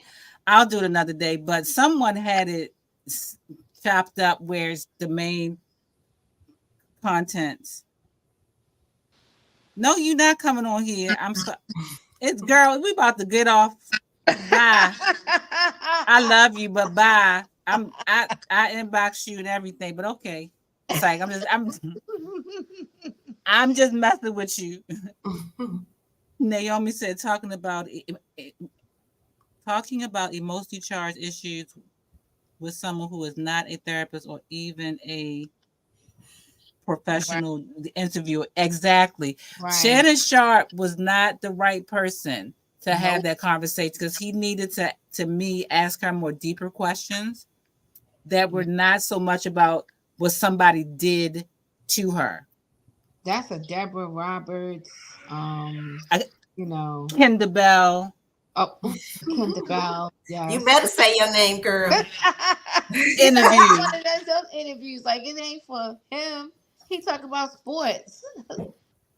Yeah, and now I see the conflict. She accused this NFL star, and now he's got her on his show, and he's NFL. So I see where the conflict and all of the crazy was coming from. Okay. Yeah, because a lot of people felt like he did not grill her hard enough, which I did not think he should have grilled her, but I would have liked him to ask more in-depth questions about how she thought about things in conjunction with how she felt. Yeah. But I don't think that his team would give him the right. Don't look at me like that, Delta. I know that's asking for a lot. Cinco on your show? Who can take you? I'm just saying, like, I look at him as entertainment. I'm not looking at him for nothing groundbreaking or anything that's dealing with emotional issues anyway. Like, I just don't think he has the ability to handle that type of, and clearly we saw he didn't. He just didn't do it. It just wasn't. That's true. Amanda, I would like to have a conversation with you. I don't know if you would be open, but because I get you. And I feel like yeah, and or all of us, and we would like to support you. No, I'll watch y'all interview her. I'm good. I'm not interviewing her because it ain't gonna turn out right. But I will watch. Okay, Miss Virgo. Yes, ma'am. Well, guys, I appreciate you all joining us. Okay. Naomi said right. I know. No, but you the right person, Kenda. She attacked his approach, which would have caused her acting out of turn. You know what? But no, I am the right person because I'm used to this. Me and Yoni, we done seen some. We didn't weather storms. I get her. She could yes, up level. Yes. I would love to have a conversation with her. She need a trauma therapist. Yes. I would love to really ask her those real questions that I think that she wants people to ask her and care about. Like when she said, "I'm filled with rage," I'm like, yeah, he didn't. He kind of just that's kind of heavy. Yeah, he was like, "Oh." So you're not to be played with. You're not to be played with. Right. All right now. Come on now, Amanda. Come on now. You know what? I love him though. I look forward to going on his show too at some point, so he could roast me too. But I exactly like when she said rage, I was like, you rage over what? And that was again reminding her that people don't care about the way that she feels. They just want to know the negative aspects of, well, she got rage and she this. Why do you have rage? Well, she's a victim. She's a professional victim. Maybe she is, but why? You know, and how it shows up people in have your said, life. Yeah, like no humility. She has no humility. She didn't even like thank that man because he's opened her up to a new audience. There's I had never seen nothing that are seeing her, hearing her voice. Have some humility, and that's what I'm talking about with her. Is like learning how to play. She doesn't know how to do that. Because why would you get on a live and tear the man down? I was shocked. I was really, but again, she would say that's her perspective, and how dare you tell me that I don't have the right to feel how I feel. You were not there. You did not experience what I experienced, so you don't know. So I have a right, because I have been in spaces like this where people had, and that's why it's hard to, I think, because she feels on a defense if anybody questions her. It's like you can't ask her questions. If you ask her a question that she feels is violating her truth, it's a problem. And while I understand to a certain degree, but how are people going to learn about you if you don't ask questions? I mean, if they don't ask questions and you answer it. But isn't that what she does for a living? Doesn't she ask people hard questions? Yes. It's, Yes. I mean, she's not making sense. I mean, I mean, and I've seen that, and I think that she's had conversations with people, but like a lot of people said, Shannon Sharp, she did not respect him. She didn't respect him. Mm-mm. You know, showed it. After he tried to tell her that she was wrong for calling out that a racist teacher, it was over. You saw the shutdown. She did what I do to people when I don't want to hear them no more. Just get quiet. She just checked out, and then when he called her combative, and that was another trigger, because in her mind, I'm not fighting, I am defending. Yeah. Yeah, she definitely felt like she was defending. And never learned how to address men because her dad wasn't there. Victim villain. Why you wasn't on here, sis? I know. Next time, but yeah, but see, so when we talk about that, and that I get that to a certain degree, right? But at what point? But she's 42, so she's 42, so she's probably just kind of getting like the download of like, wait a minute, because at what point do you say, I don't know. I'm will let her have that.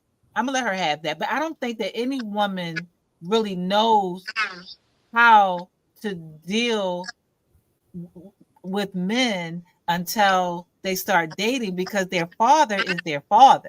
They're not really interacting with their fathers in a way like they would be dating a man. Now they can observe their father with their mother, and they can take clues from the way that the father treats the mother and daughter, but you really are not going to know unless you get out there, because I was devastated and traumatized by men because my parents, they had a pretty good marriage. I didn't hear them arguing or fighting.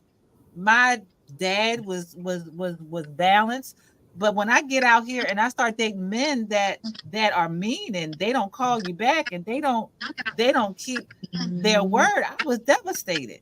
I didn't understand. So it works both ways. Even if you have a father in the house, until you actually start going through all of that stuff, you can't really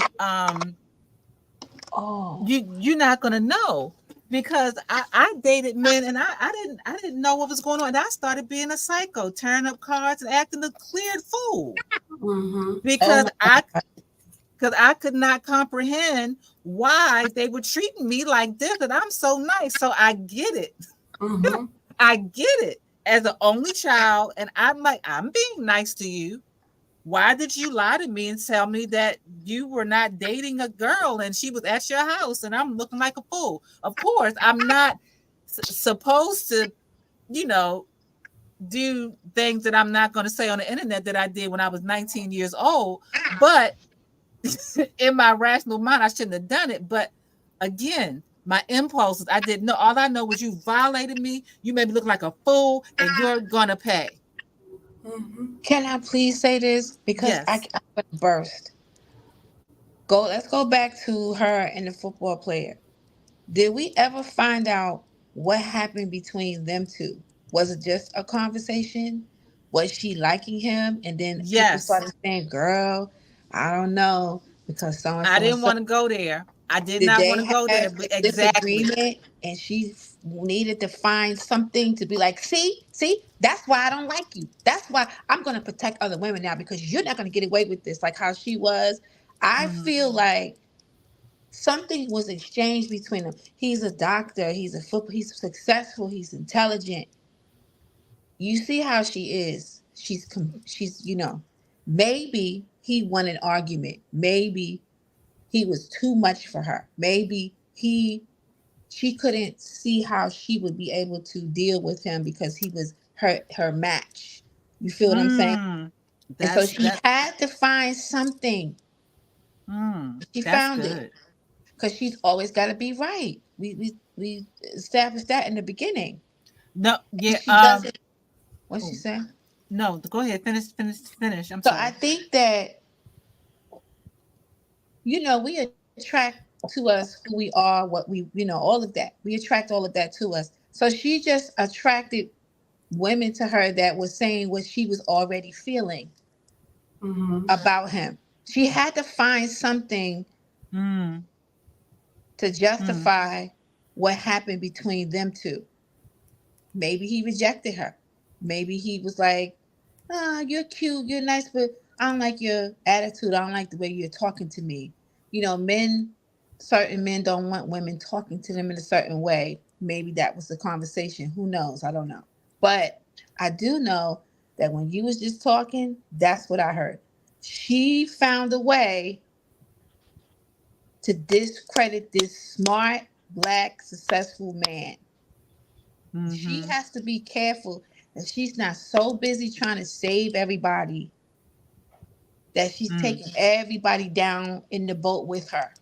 Mm. Because what was the point of all of that? And then not to Mm. have no humility when you were wrong. So was this all made up? That's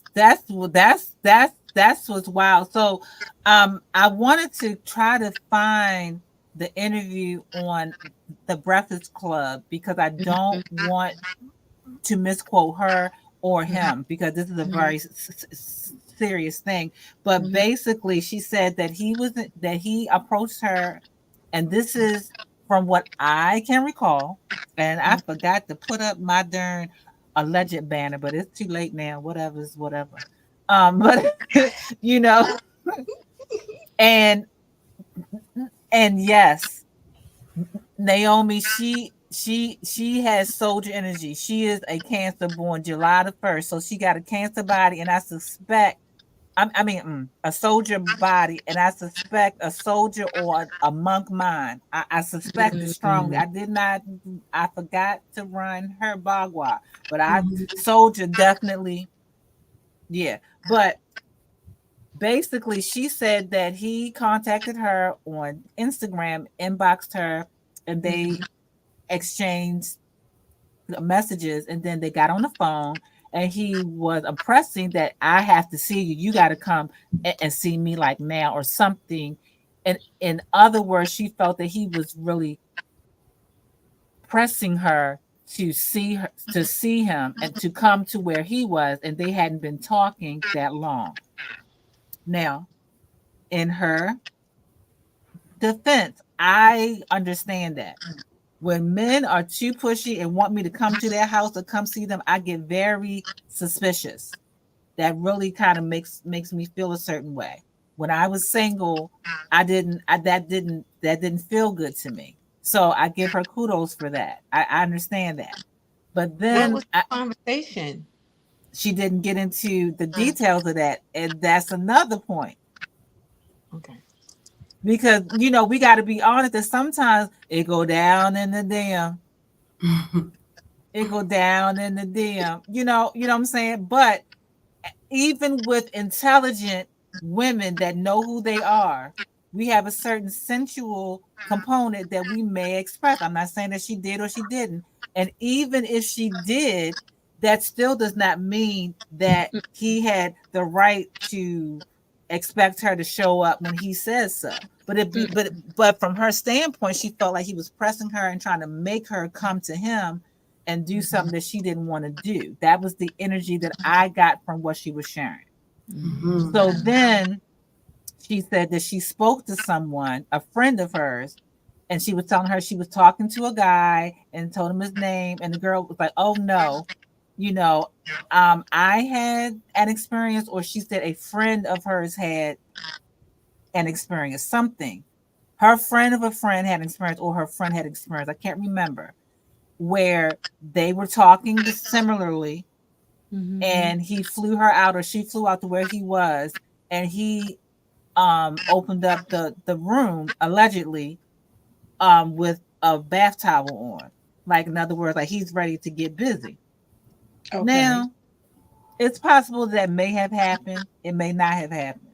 What's But for her to go on her show and then on the Breakfast Club and say that she was notified that you got to be very careful around him because he does this and he does that, and he was in her DMs, and after she found out, she told him off and told him don't never message her again. Lord, poor Amanda. And then he came out and he basically said that was not true, and he did not appreciate her going online and saying it as fact, and they hadn't even met in person for her to even have a true commentary on how he is. And then he did say something like he wasn't chasing her in the way that she wanted him to, or something like that. It was something about him saying that she as well didn't like the way that he wasn't chasing her, or something like that. Basically, they didn't click like they thought they was going to click. She probably said something, or he said something. She was like, who are you talking to? I'm talking to you. No, you not. I don't know who you think I am. And that was that. Because I've been there. She doesn't have friends. Didn't she say she don't really have friends? Or is that's me thinking that? Because I'm thinking, who friends? Like, who are these? Are these your friends? Are they frenemies? Are they people that don't want you to have that type of man? Are they women that feel like maybe you shouldn't be with him? I'm just looking at things from all different angles, especially if she doesn't recognize social cues or knows who's her friend and who's not. The setup is still here. Yeah, I mean, well, she said, I think towards the end of the interview that she does have friends and she has people that she can count on or whatever now or whatever, but back then maybe she didn't. And again, I'm not saying that she should have given him a chance or not, but I just don't think that she should have shared that on a public forum like that if she was not completely certain. And she did acknowledge it, but to my knowledge, from what I've seen, she did not give a proper apology, I feel. Yoni, what do you think? And then I guess we're going to close out. What do you think? Yeah, I was, I think it was great for Deltra to bring that point up about there's a backstory to this, her crusade to want to save her sisters. It started with her, and then to see, like, again, that superwoman cape that she's just been carrying all her life, because she talked about giving people grace. She said grace takes a long time, and that's the dance of life, is to give people grace, but not knowing who is for you and who is not for you. And that's where her battle is. So I think that I think that was a great point again that Deltra made, that there's a backstory to this. And I think it was that, again, this superwoman cape, I'm going to save my sisters. I got the platform. I got the voice. They're going to appreciate me. And I think in her heart of hearts, that is what she is here to do. But if you don't understand your coping mechanisms and your coping personalities, they're going to be the ones that still make your decisions. And that's the part that you got to look at versus who you are today and all these other parts. So that's still that I'm gonna save us.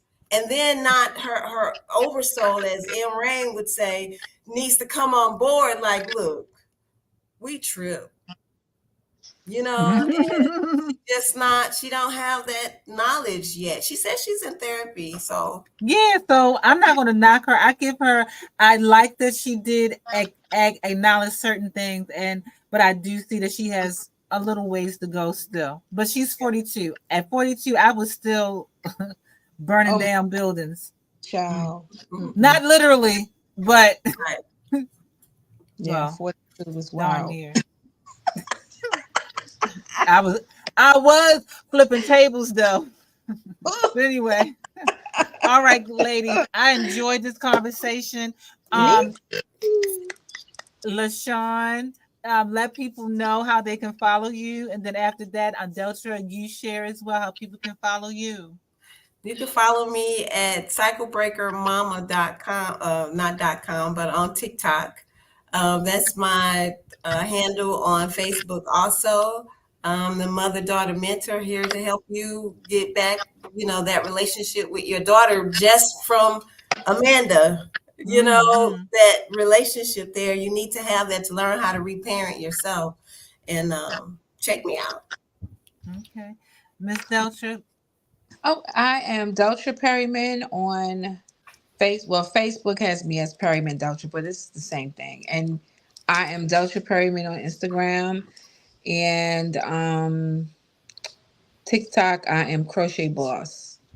But you can find me if you type my name in. If you Google me, I'm gonna come up. Oh, yes, ma'am. And I follow back. Yes, she does.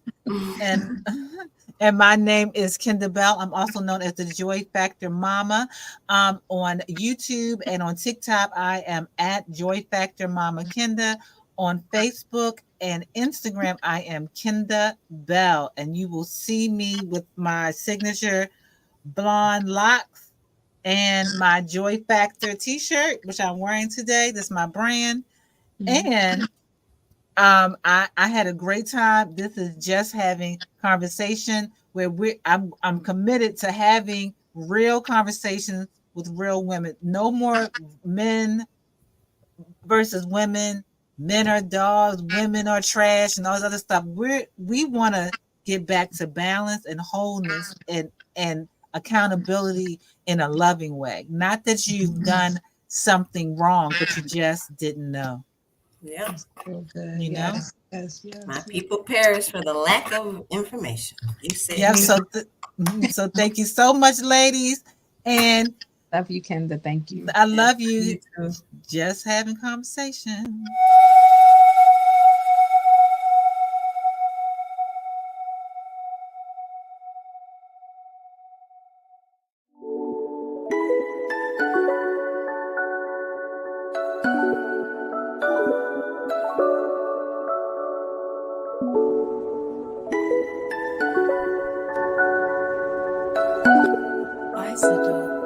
Yeah, so that's it right there.